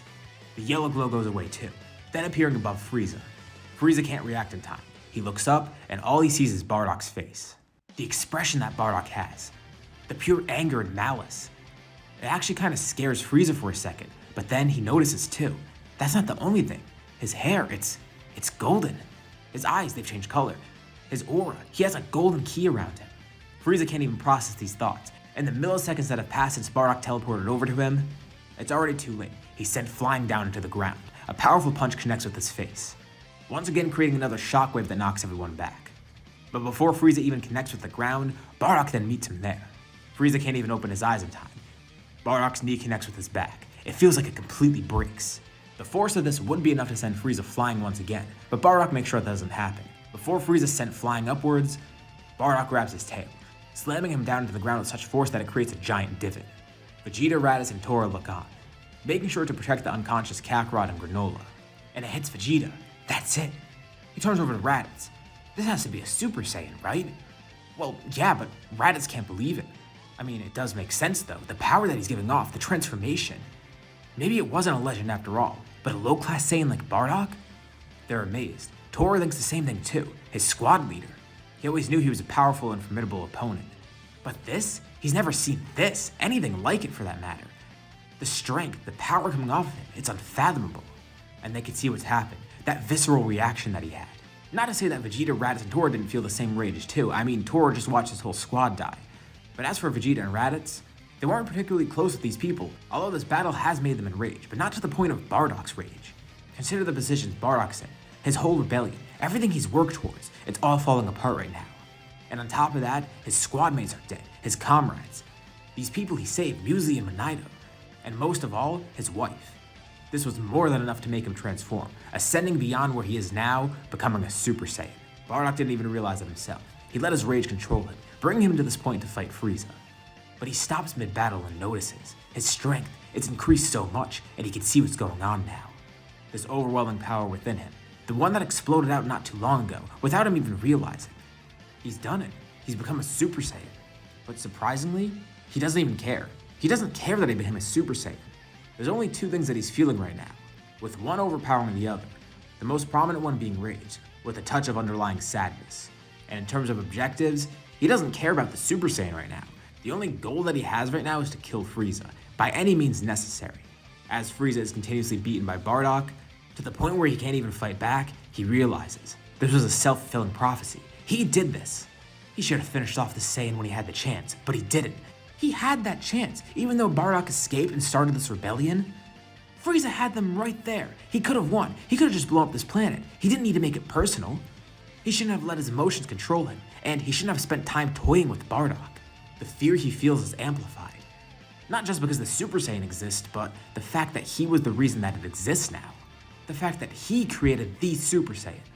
He tries to fight back, but nothing works. The unimaginable pain he feels prevents him from fighting back, and even if he could, he probably can't even do anything against Bardock at this point. He's so injured, while Bardock is completely reinvigorated. But Bardock knows it's time to finish this. He's not going to make that mistake that Frieza did. He's going to finish this before it gets too late. He lifts up a hand, charging a blue ball of energy. All of his rage and determination. He's materializing it into this attack. He runs up to Frieza with immense speed, sticking an elbow out, hitting him right in the stomach. The angle throws him up off the ground for a bit. And as Frieza comes back down to the surface, the attack is charged. Bardock flings his other hand forward, launching the attack. The power in it is insane. Enough to completely erase every little bit of Frieza. Nothing is left. In silence, Bardock looks on as the attack dissipates. The sound of Frieza's screams and the explosion go away. And now, there's nothing. The others look on in awe, not even knowing what to say or do. They're also speechless. Without saying anything, he simply turns around, looking over to them with a seemingly blank expression. But they can see his anger and his sadness. They're still there. He de-transforms. His hair falls down, going back to the same black it was before. They won. But at what cost did they win? It wasn't supposed to turn out like this, and Bardock can't help but feel the guilt for it. All those people died because of him. He says this too. He can't feel proud about this victory. This was a loss. But Raditz chimes in. This wasn't a loss. All these people, even if they did die during this battle, it wasn't because of him, it was because of Frieza. And they would have died before if he didn't save them. Hell, all of them would have been dead by now if not. He killed Frieza. He has to realize how amazing that is. But still, nothing can get rid of this guilt for Bardock. Although, Vegeta then jumps in too. Don't they have the Wish Orbs? No, they're gone alongside Monito. Well, if the Wish Orbs exist though, maybe they'd exist somewhere else too. Maybe Monito's wasn't the only set of it. Bardock looks up for a second, but he doesn't want to have too much hope. He doesn't think that's actually going to happen. But maybe Vegeta's right. I mean, they could go to another planet, maybe somewhere like Namek, or maybe there's a Namekian somewhere else with a set of Dragon Balls. Despite the deaths here, they could probably reverse it. Again, Bardock doesn't want to be too hopeful, but what else are they supposed to do now? They accomplished their goal of the rebellion. Maybe they can actually bring everyone back, but that remains to be seen. This is going to take a lot of time. And they're not even sure if any Dragon Balls exist anywhere else for that matter. But for now, they don't have to worry anymore. They don't have to be in fear of Frieza. Of course, King Cold is still out there, and there's probably other threats too. But with Bardock at the helm, they'll be fine. Not only is he a Super Saiyan, but he's immortal, even if he doesn't want to be. So, where will this lead them next? Some time passes after Frieza's defeat. Kakarot and Granola regain consciousness. They are injured, but they're safe, and Bardock's glad. At least these two are fine, as well as some of the other Saiyans that are still alive with him. They did have some losses, but it wasn't a complete loss. Although, he still does have some of that guilt that I mentioned in the last part. The two kids are filled in as well, and Kakarot's anger that he couldn't do anything to help, and that he was the cause of this. You gotta remember too, Kakarot's pretty young at this point, but he's still a teenager. He would know what he's doing in these fights. He might still look like a kid, but he really isn't. And he feels like he could be doing more. And of course he can grasp the concept of what happened. But he holds back his anger. It's pointless now to let it out, since everything's already been done.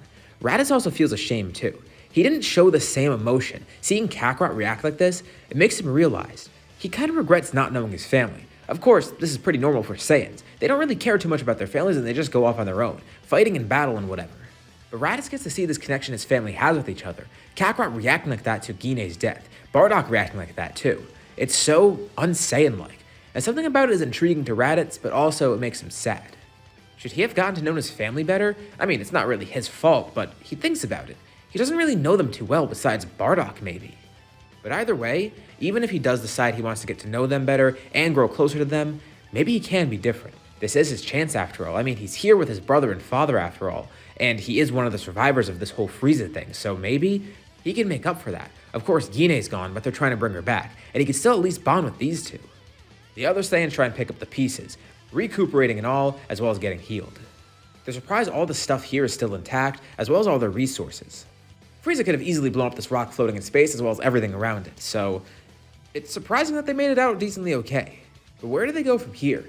It's like what was suggested before. Maybe they could look for more Dragon Balls, but there's an issue. They don't know where to look. So obviously there's a few options, but they wouldn't know about any of them besides Namek, and even then, they don't know where Namek is. So that's kind of out of the picture. They have no clue of where to look for Namek. There is Earth, and they do know of Earth, but they don't know that there's any Namekians there, much less any Dragon Balls. So that might be out of the picture too, at least for now. They have no idea of where to go otherwise, but for now, maybe they could at least tie up some loose ends. Even though Frieza's dead, there's still one more person they need to kill, King Cold. With the group now healed, they did get a lot stronger, and Bardock tries to tap into Super Saiyan more and more. And it's kind of hard to maintain, but he does have access to it actually, and it's surprising. He can use this now, use it at will too, and it's an amazing power, especially with the boost in strength he got after healing. They head out into space, finding more of Frieza's soldiers along the way, being sure to eliminate everyone that they come across. Some of the army is still out there. Of course they did eliminate most of it because there was a huge assault on this planet. But there's other big names that they're able to take out, eventually getting info out of them to find out where King Cold is. But King Cold heard of all this by now. By the time that Frieza went there, he of course knew what Frieza's plan was, and he notices that his troops are dwindling. But he doesn't care. Frieza must have just been a weakling. There's no way he could have lost to some lowly Saiyans, right? Well, King Cold doesn't know about the Super Saiyan. Because eventually Bardock does arrive there, alongside his crew, and King Cold mocks them too. It's only a couple Saiyans. Did they actually kill Frieza? There's no way, there has to be something else here. And Bardock tells him, yeah, they did kill Frieza, but there is something else he's missing. Has King Cold heard of a Super Saiyan? King Cold's taken aback. They're bluffing, right? There's no Super Saiyan. Really now? Bardock powers up, showing this form off without saying anything at all. King Cold recoils in fear. No, this is some trick. This isn't real. He denies it, even though it's right in front of him. But then he receives a punch from Bardock. Feeling the pain from that attack, this is very real. He tries to fight back, and Bardock's actually surprised. Wow, Frieza might have been more of a challenge than this guy, partially because Bardock is stronger now. But he also expected more, and he tells King Cold he'll at least make his death quicker than what Frieza's was like. But he still doesn't want to get his revenge. King Cold is killed effortlessly, with the rest of the group watching on. They're just amazed at Bardock's power. They can't even really do anything here. When his power is compared to theirs, well, he's in a completely different league now. It's incredible. Bardock powers down. To think that he just effortlessly killed King Cold, they would have never thought they'd see a day like this. Bardock turns back to them after killing Cold, and he's about to ask, what's the next step for them? But before he can even finish what he's trying to say, Vegeta just dematerializes. Wait, what? They watch on in disbelief as Vegeta literally just disappears. What the hell? What, is this some new technique, some prank of his? But they can't sense his power either. He's nowhere near here. And this is concerning for multiple different reasons. Besides the obvious fact that Vegeta just randomly disappeared, they don't know why he disappeared. It just happened out of the blue. And did he teleport away? Did he die? Did he just dematerialize or something? What the hell happened? Everyone is freaking out because they have no idea of what happened and who's next. There might be some threat out there, someone that could just do this to fighters, and they're all on alert, anxious now. They don't know what they just witnessed. And while they're on guard, they get back to their ship. Regardless of what happened, they're scared now, and they leave this planet. It couldn't have been anyone else in King Cold's forces, right? I mean, they killed everyone, including King Cold himself. And if there was someone that strong to just kill someone with one attack like that, they would know by now. But that didn't even seem like an attack. It's just he disappeared, he teleported somewhere. And they are anxious, but as time passes, they realize that they're fine. Nothing's happening to them, but still, where the hell did Vegeta go? They are still flipping out. And they go back to their base of operations, trying to see if they could do anything to locate him. He didn't have a scouter on either, so it's not like he can actually contact them if he did go somewhere. But again, they don't know where he is, if he even is anywhere. Until a few days later, suddenly they sense a power surging. It's very far away, and it's very faint. But even though it is faint, they sense it. It's a beacon, it's a distress signal, and it's from none other than Vegeta. They could sense it. That's definitely his power. Not knowing what else to do, Bardock powers up in response, going Super Saiyan even. Hopefully this will get to Vegeta, and hopefully he'll get the message that they could sense him. Hang on, Vegeta. They're gonna save him. But what happened to Vegeta? Where is he? Well, let's rewind back a few days, back to when Vegeta was teleported away, because that's what happened. When he's teleported away, he arrives in a strange new location. He sees a dark sky and he sees a giant dragon. Oh, what the hell? Is that what he thinks it is? No, it can't be. But why would he be, what? He doesn't even know what to think. There's so many thoughts are going through his head. What the hell is going on? The dragon disappears, saying your wish has been granted. The sky turns to normal and then Vegeta looks behind him. There's a girl standing there. She looked equally confused, and Vegeta asked what the hell's going on. He was in the middle of something important. Why was he brought here? What kind of wish did she make? He wants to know right now. And she says she wished for the perfect boyfriend. Honestly, she expected something kind of different. What is this guy? He has a tail too? And Vegeta's taken aback by this. Flustered even. What, boyfriend? But Bulma does find him kind of cute. And Vegeta decides he wants to stop all this nonsense. He wants to know why he's truly here. That's the reason. She just asked Shenron for a wish. After all this time, she finally got the Dragon Balls, being able to summon him and ask for a wish. She had the Dragon Balls before, and had spent years trying to collect them because the Pilaf gang got in the way, as well as the Red Ribbon Army, but thankfully they were stopped by some valiant warriors. And now, that left her open to get the Dragon Balls all by herself. Wait, the Wish Orbs? They exist here? Yeah, she tells him more. Holy crap. This might actually be great. This might be exactly what they're looking for. He wants to know more immediately, as well as more about this planet. But first, she learns more about him, who he is and what he is. He's an alien, he's a Saiyan. He's not even human. Oh, so Shenron just kidnapped someone and brought him here. She thought he was gonna materialize a boyfriend or something. Now she feels bad, but hey, maybe if Shenron did it, it will still work. And Vegeta can't lie, he's kind of attracted to her too, but that's besides the point. Although, this is kind of nice. He was brought here and he has a girlfriend, maybe? He doesn't know, but whatever. That's besides the point still. He needs to get back to where the Saiyans are. He doesn't care about this right now. He doesn't have a scouter on him and he has no way of contacting the Saiyans. But then, he thinks of something. There's only one thing that he could try right now. Power up. Act as a beacon. And he does so. And sure enough, after doing this, he senses a much larger power. It's very faint because it's so far away in space, but he could tell. It's Bardock. Vegeta then powers down. Looks like he's gonna have to wait for them to get here because he seems to be pretty far from where they are, maybe a few days or so. But after powering up, other people begin arriving. Bulma actually recognized them too because along her quest for the Dragon Balls, she met these people, Gohan, Roshi, and even Krillin. And they're surprised to see her too, wondering what she wished for. She's kind of embarrassed and she says she'll tell them later because it's kind of a stupid wish. But more importantly, they sense this strength and it's unlike anything they've ever sensed before. It is literally unearthly. It was actually kind of terrifying when they think about it. They wanted to make sure everything's okay, and Gohan immediately sees this guy has a tail. He asks Vegeta, by any chance, is he a Saiyan? Vegeta raises an eyebrow. He knows about Saiyans? Well, yeah, and Gohan tells him, long ago, some other Saiyan came here because he accidentally sent his kid here trying to escape from something. The kid's name was Kakarot, and the guy's name was Bardock, he thinks. Vegeta immediately perks up. Yeah, Bardock and Kakarot, he was just with them. He's from their crew. Gohan's delighted, until he hears everything that happened. Vegeta begins explaining. Of course, the rebellion against Frieza was successful, but a lot of people died. Of course, many people died against Frieza regardless, but they've been gone for so long and they still are normal Saiyans, so they're not really sure if they should revive them. What they really want to do now is revive the others in the rebellion, the people they actually know and have grown to care about. Well, there's some bad news. While Shenron could do that, he's gonna have to wait a year. Plus, he has to wait for the Saiyans to get here too. But in the meantime, they invite him to something. There's a tournament going on. Well, he might have to keep himself entertained regardless, because he does have to wait a few days, maybe a few weeks for the Saiyans to get here. So he'll go to this tournament just to see what it is. It sounds fun, watching people fight, and apparently this kid Krillin right here, he's gonna get involved. Krillin bows to greet Vegeta, and Vegeta doesn't really know how to react, so he acknowledges it. This kid is gonna fight in a tournament, and yeah, he does. Vegeta watches on, and Krillin actually makes it pretty far into the tournament, going to the finals, fighting some guy named Shinhan. But Vegeta's not really impressed. Of course, everyone else is amazed. Holy crap, Krillin is strong, as well as this 10 guy. Even without Goku there, Krillin has become a very strong warrior. But it's still not enough to win here, and 10's actually able to defeat him. But Vegeta doesn't really care, actually, because he watches the tournament and he's kind of unimpressed. Like, they can't even fly, at least not like him. There's barely any ki blasts, and from their ki that he could sense, it was really weak. Like, if they had power levels, they would probably be in the low hundreds. Maybe not even. And it's a good thing that Bardock took Kakarot away from here, because if things got too bad too quickly, that one child alone definitely would have destroyed this planet. But at least he did get some entertainment. I mean, it was kind of fun. There was a lot of technique involved here, so that was cool. And that kid does seem pretty strong, for a non-Saiyan especially. And Bulma looks over to Vegeta, glad that their first date went so well. Date? What the hell? Oh yeah, he forgot the reason he was brought here in the first place. This is so weird. But then Vegeta senses something strange. He tells him he'll be right back. The others kind of sense it too. Krillin's getting his stuff ready to leave, and someone then attacks him. It's Tambourine. He jumps out, and Krillin's terrified, ready to fight back, but still scared. Tambourine lunges towards Krillin, ready to go for the kill. But someone steps in front of Krillin, piercing his hand through Tambourine's chest. It's Vegeta. Tambourine falls to the ground, and Vegeta casually stands there. He's not protecting Krillin because he has any desire to, but he knows he's friends with these other Earthlings who are allies, and they might lead him to the Dragon Balls, so it's in his best interest to protect this kid.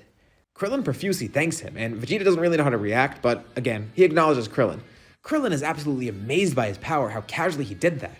And it's really strange for Vegeta because now it seems like this kid's gonna try to look up to him. Hey, you know what? That's kinda nice. He brings Krillin back to the group and they tell everyone what went on.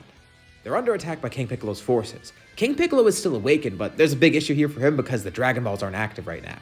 And Vegeta's on Earth, so that's another big issue for him. Why is that? Well, because right now, it's in Vegeta's best interest to protect Earth.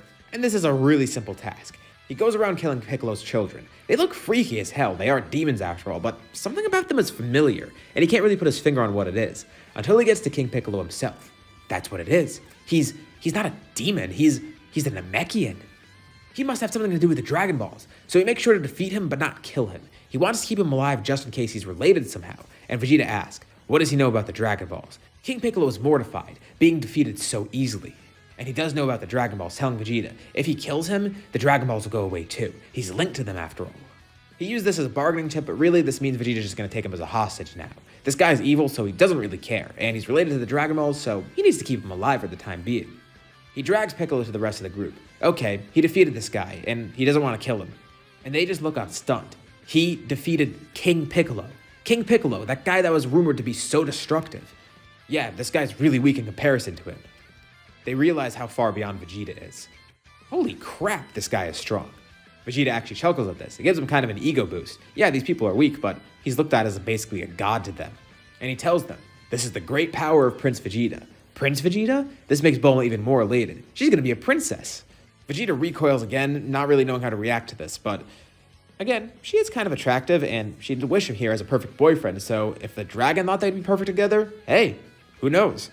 As they're figuring out what to do with Piccolo, someone else then steps in, and it looks exactly like Piccolo. They're all mortified, and Vegeta's about to attack him, but the guy tells him to stop. He's not King Piccolo.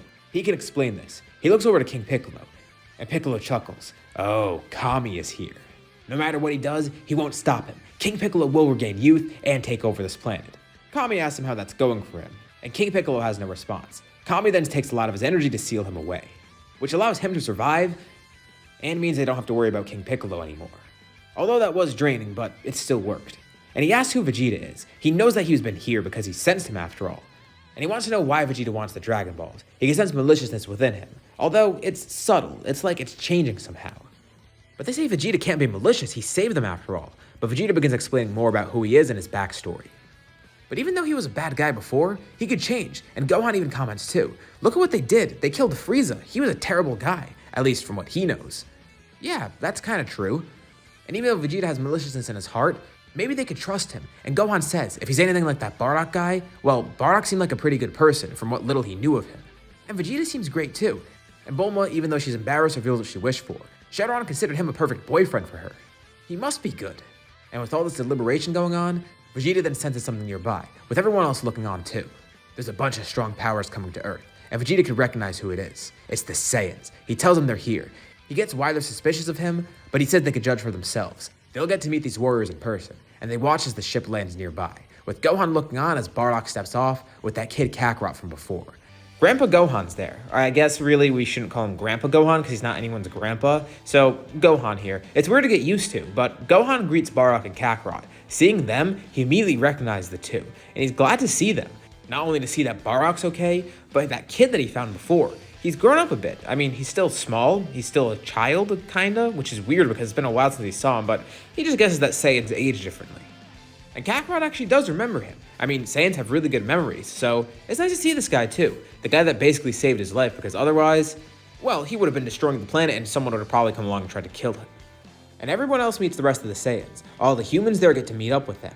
This is technically an alien invasion, isn't it? It's kind of freaky. But at the same time, I mean, Vegeta's been pretty cool. A little cold, but pretty cool still. And he did help save them after all. From what they could tell, the Saiyans aren't really great people, but these guys, they're kind of exceptions. I mean, look at what happened with them. They learned all about Frieza and everything that's been going on with the Saiyans, and why specifically they decided to come here. Besides just getting Vegeta back, they also did want to find more of the Dragon Balls, if there were any sets anywhere else. They didn't even know there were any on Earth. They would have looked here right away because Bardock already knew about this planet, but it's great that they're here. Of course, they're going to have to wait a year, but that's fine. They know the Dragon Balls are here, and everyone can trust each other, it seems, which is great. So while they wait for the Dragon Balls to come back, what are they supposed to do? They could wait here or go somewhere else in space, and it's not really worth the trip back here after how long it took. To be fair too, this planet is much nicer than the planet that they were on, and they could use a nice change of pace. This is a developed place, and it seems decently peaceful, compared to all those civilizations where people are just constantly at war and whatever. Not that this place is perfect at all, but hey, they could see it working here. And the humans are very inviting. After Vegeta helped save them, and Gohan's prior knowledge of them too, they're fine with the Saiyans staying here, especially after everything they've just been through. When the Earthlings think about it, they kind of did them a favor because they didn't know about this Frieza guy. Who knows, he could have come to Earth eventually and taken it over. And they definitely wouldn't have stood a chance.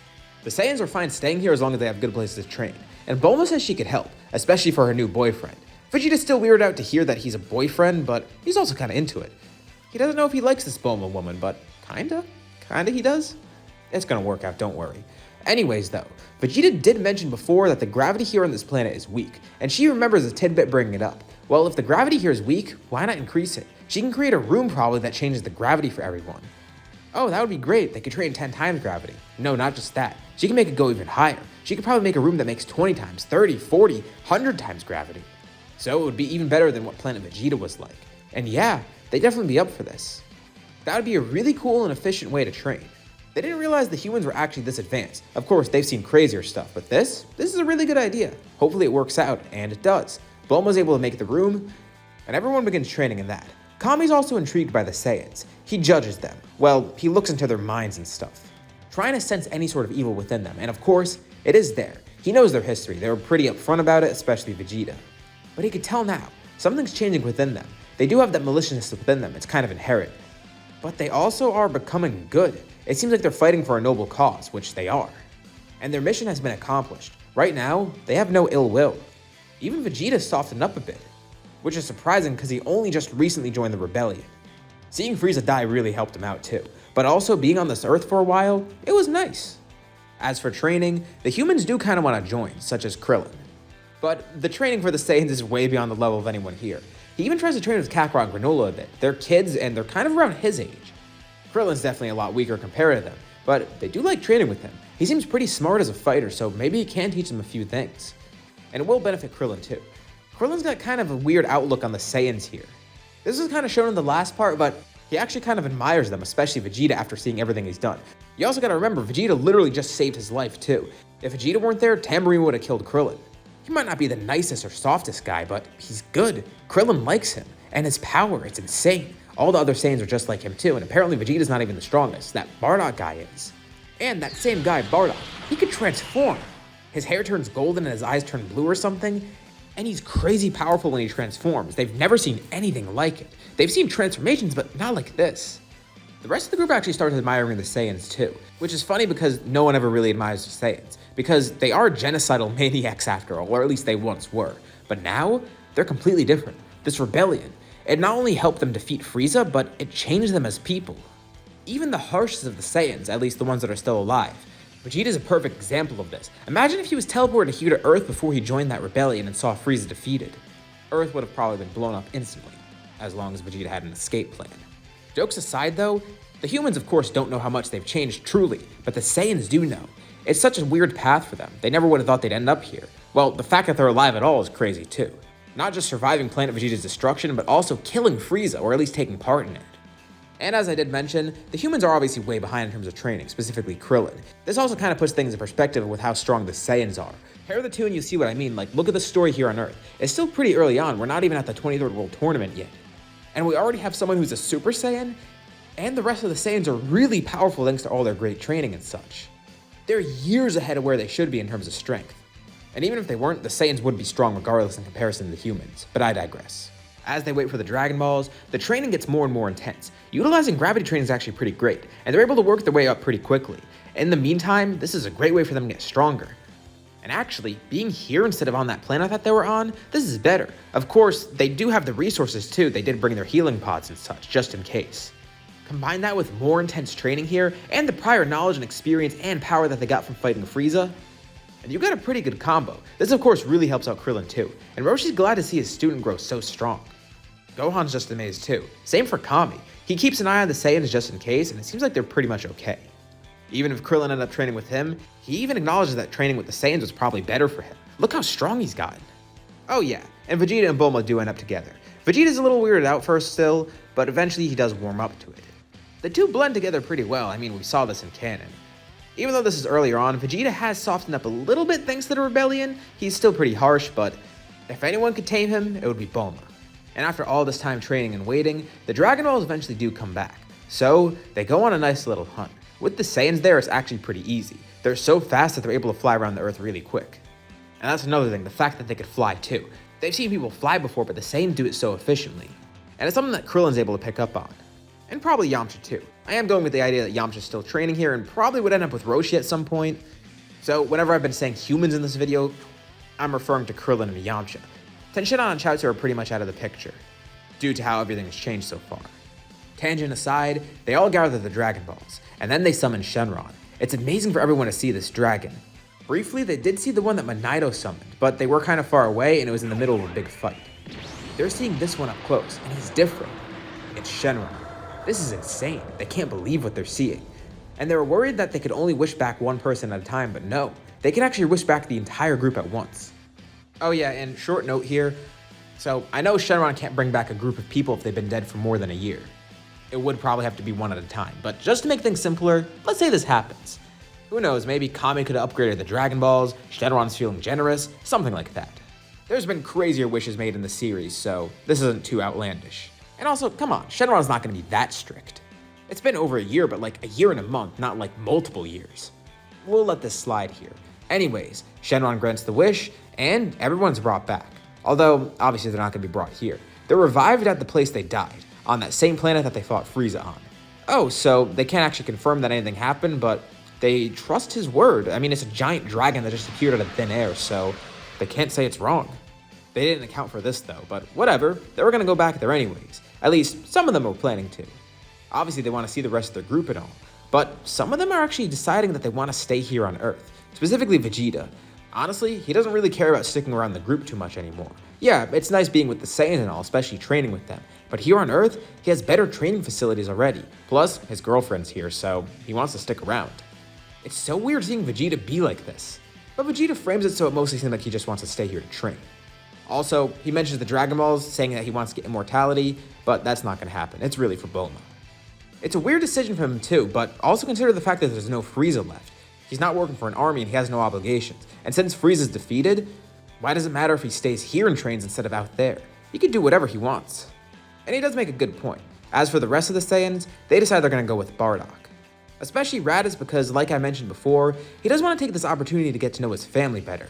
He's gotten to spend some good time with Bardock and Kakarot, but Gine he doesn't really know too well. He probably knows her better than Kakarot, but he also had this entire year with Kakarot here.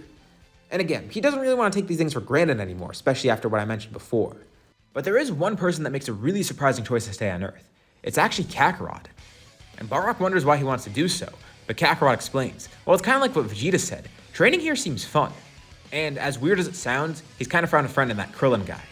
But also, part of it is his rivalry with Granola. Wait, what? Why would staying here help that? Well, he feels that a different kind of training would actually help him. That's another important note that I hope you guys remember here.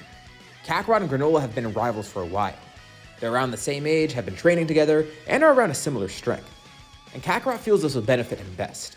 Imagine if they have an all-out battle later on and Kakarot gets so much stronger than anyone could have imagined. Of course, he's working towards Super Saiyan. And he does have Vegeta here too. He'll come back and visit his family eventually, but for some reason he feels like here on Earth, maybe he could learn a few nice things. Yeah, the Earthlings are weak, but they're definitely knowledgeable. And Bardock acknowledges this too. Yeah, Kakarot's right. It might be an odd choice, but he respects it. It's very good for Kakarot to be independent too, and unlike Raditz, he spent enough time around his family and the other Saiyans. As for Raditz, it would be a change of pace going with the Saiyans, but for Kakarot, staying here would be a change of pace. Vegeta and Kakarot check if anyone else wants to stay, but everyone else just decides to go back. They'll find some other place. That's on Bardock's mind right now. He wants to find a more permanent settlement for the Saiyans. I mean, maybe they could come here and live here amongst the Earthlings, but that would be kind of intrusive, he thinks. Also, they've been very hospitable for them for the past year or so, and he's very grateful for that, so he doesn't really want to go beyond that. I mean, they've also been living out of Capsule Corp. It feels kind of wrong. They could find their own place out in space. A new permanent residence of the Saiyans. And at that point, Kakarot and Vegeta can come find them. Of course, they're not going to completely create the Saiyan race again. That's pretty much impossible at this point, but there's gotta be a place for them to stay. Somewhere that they can call home for the rest of their lives. And beyond that, obviously Bardock does want to go back too. Seeing all of the squad mates that have been revived, and most importantly too, seeing Gine again. They came all the way here to Earth for them after all. And with his connection to them, he's not going to miss the opportunity to see them again.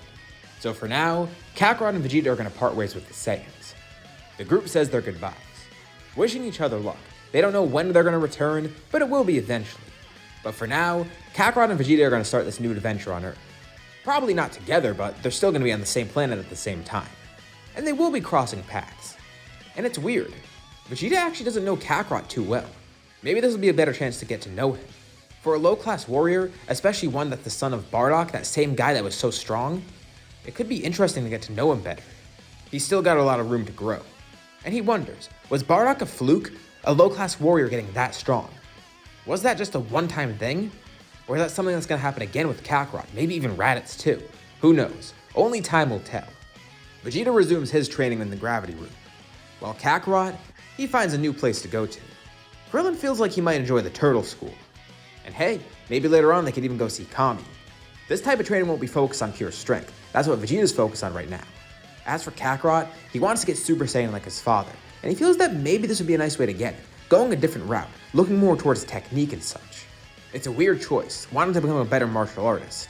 But hey, no one's gonna knock him for it. So why am I cutting it off so early? Well, the whole point of the scenario was the rebellion, and the rebellion ended, and now I've set up everything that's gonna happen afterwards. This part will cover some more. There are going to be some battles, there's going to be some action, and there's going to be some setups for future stuff. But if the focus of this what if is the rebellion itself, then there's not really any point covering the stuff after it. Sure, the effects of it might be important, but it honestly just feels like treading water to me, and I don't really need to drag this out. Especially with so many characters here, and no real end goal anymore, it's a fair place to end it off. So let's start off with a time skip. Since the last part, a couple of years have passed, probably a decade by this point actually. And definitely, a lot has changed. First, let's talk about Earth. So, Kakarot and Vegeta have stayed there. As for Kakarot, he actually did end up meeting someone that he bonded with pretty well. That person is Chi-Chi. At some point, they would cross paths. And, as all Saiyans are, he's attracted to a strong woman. So Kakarot still ends up with the same person, even though he's a different person pretty much. Oh yeah, he and Krillin remain friends too. They encounter strong foes such as androids, but they breeze through it together. Thanks to the help from Kakarot and Vegeta, a lot of these threats on Earth aren't a problem. Remember what I mentioned last time? They're already so far ahead of everyone, and that's kind of the reason I'm ending it so early, because everything is so far ahead that none of the battles are really going to be too worth covering. But yeah, Kakarot and Krillin, they're still friends. That's a bond that's not going to go away. Even with the greatly different circumstances of the scenario, they still find a friendship here. Although, Kakarot has a very different rival. It's not Vegeta, and it's not Krillin, it's Granola. The two of them still do remain rivals. Occasionally Kakarot is going to be leaving Earth, going to visit family in space. And Vegeta occasionally does the same too, but mostly Kakarot, since he has a connection with this group more so than Vegeta. He's glad that his family's living a peaceful life, but of course, he does want to spar sometimes. Oh yeah, and Chi-Chi does want to meet the family, and it's a pretty nice honeymoon to go out in space. But Kakarot's able to check up on his friends there, and with his newfound strength, he's able to test it out against his greatest rival, Granola, and the two of them are still pretty close. They're each glad to see that the other is growing in strength, but also glad to see that the other is living a fulfilling life. So what's happening with everyone else though? That's just Kakarot. As for Vegeta, well, he's chilling on Earth. He's still doing training, and we'll cover him a bit more. But as for the Saiyans that aren't on Earth, let's start with Bardock. Remember, he's immortal here. Another reason why a lot of the opponents he faces aren't really going to be a big deal. He is immortal. Nothing's going to kill him. His training becomes incredibly intense, and his strength, it's massive. It goes way beyond where he ever could have expected it to go. I mean, combine immortality with Zenkai's, and you got a really deadly combo right there. And of course, the Saiyans don't really have too much to do otherwise. They're living normal lives and just having a peaceful time, but they still do want to train. It's in their blood after all. They love fighting, and they love sparring with each other.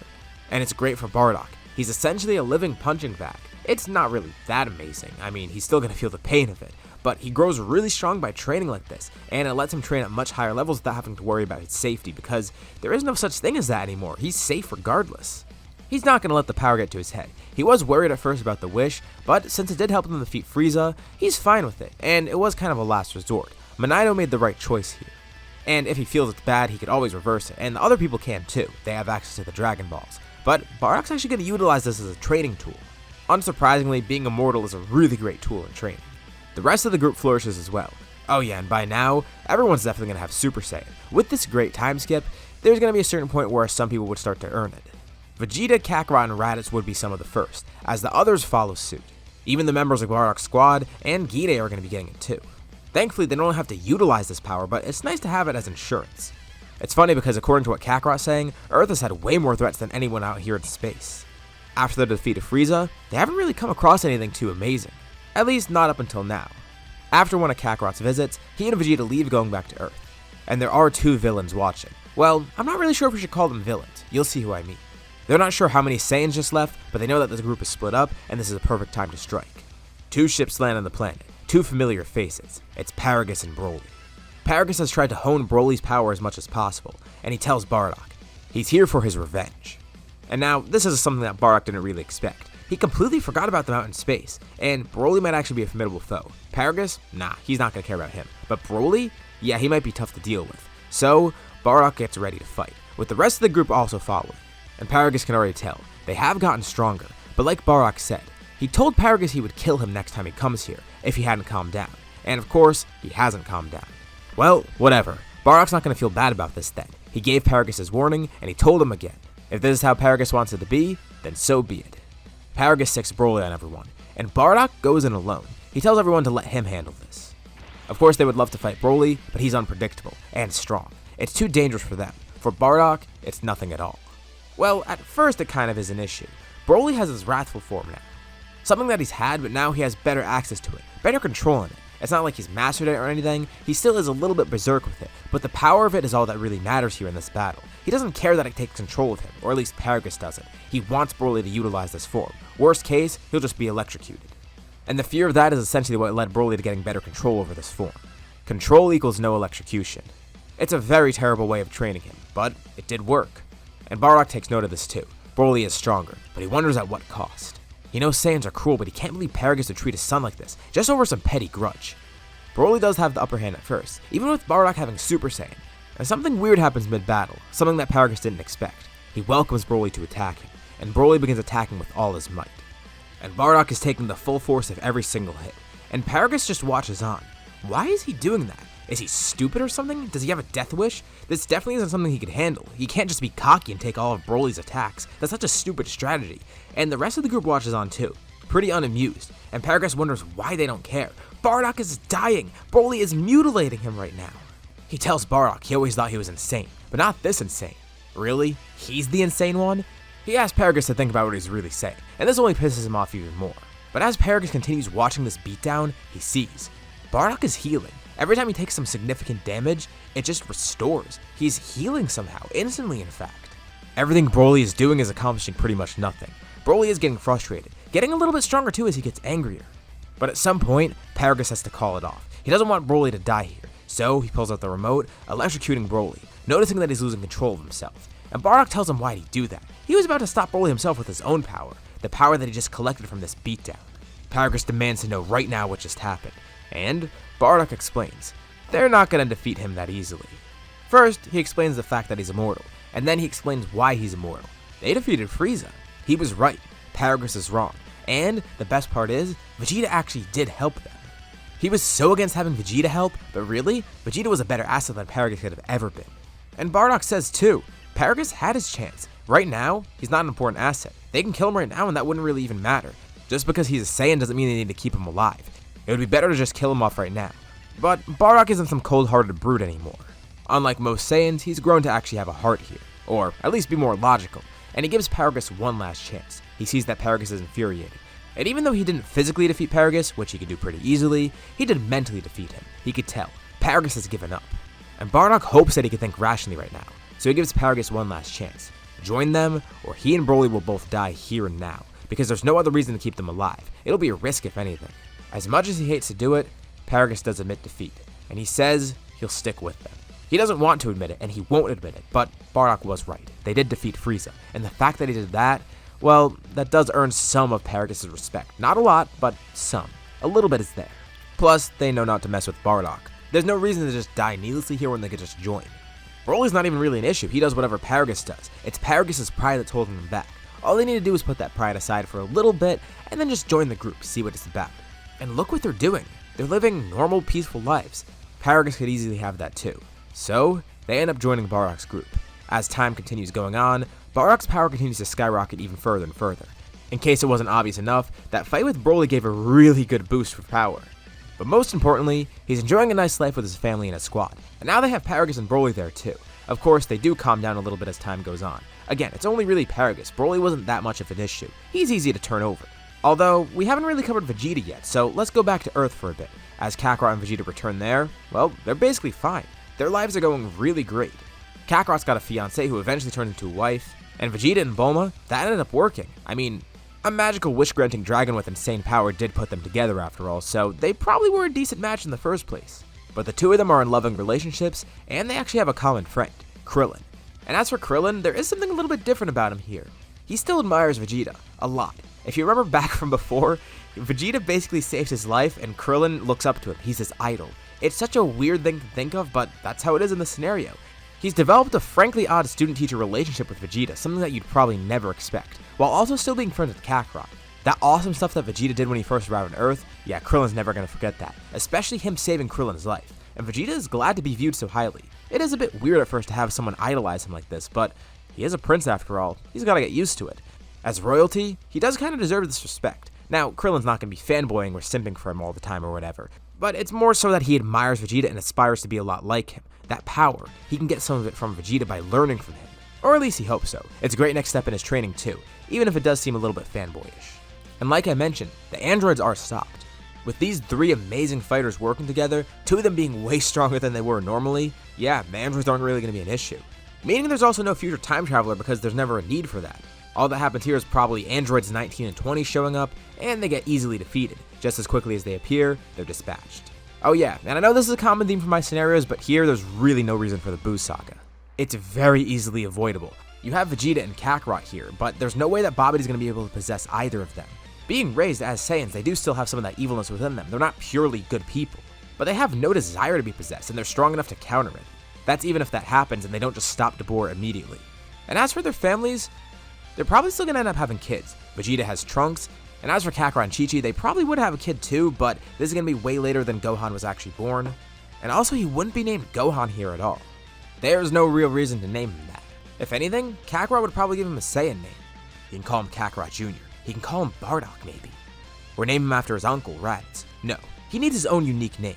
And you know what a perfect Saiyan name would be for him? Turles. For some reason, Kakarot finds that name appealing. He doesn't know why, but there's some connection with it that he has. And also, that's really the best I could think of. I wouldn't really want to give Gohan the name Gohan here because that doesn't make sense. Not that it really matters anyway, because this is the end of the scenario regardless, and they're not going to be too involved with Gohan and Trunks.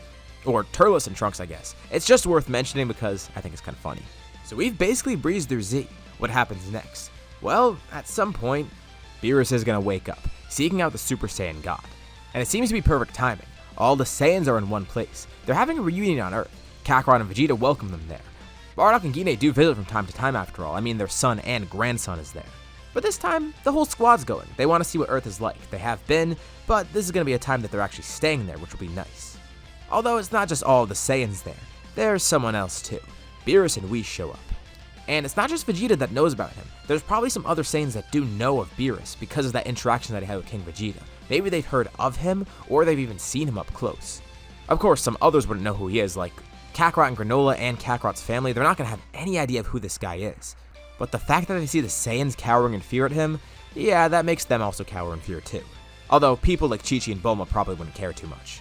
Beerus at least does act polite, and he tells them he's not here to destroy them or whatever, if that's what they're worried about. He's looking for a rival, the perfect rival, a Super Saiyan God. He asks if they know anything about it, and no, they don't. They've never heard of that. They do have Super Saiyan, and they do have very strong people on their group, like Bardock, for example. He's immortal. Immortal? An immortal Saiyan? That's pretty insane, and Beerus is actually intrigued. Okay, he wants to fight this guy, regardless if he's a Super Saiyan God or not. He wants to see his power. So, Bardock obliges. Although, his power is definitely not going to be enough to contend with Beerus, even at his full strength. Beerus is a little disappointed, but there is one more option. Bardock completely forgot about this. They could ask one of the dragons. I mean, they have Monito here in his Dragon Balls, but they also have Shenron on Earth too. Oh yeah, one of those wish-granting dragons. Sure, go ahead, as long as it works, that's all that Beerus cares about. With Monito being there and the fact that they only need 2 Dragon Balls, they just summon Taranbo instead. That's the easier option. The 2 Dragon Balls are placed together and the dragon appears. And they ask how they could find a Super Saiyan God, with Taranbo explaining the ritual. Oh, that's perfect. Of course, in the main series this was an issue, but here, they have more than enough Saiyans. They actually have more than double the Saiyans that they need. Beerus actually chuckles at this. They could do 2 rituals at once if they wanted.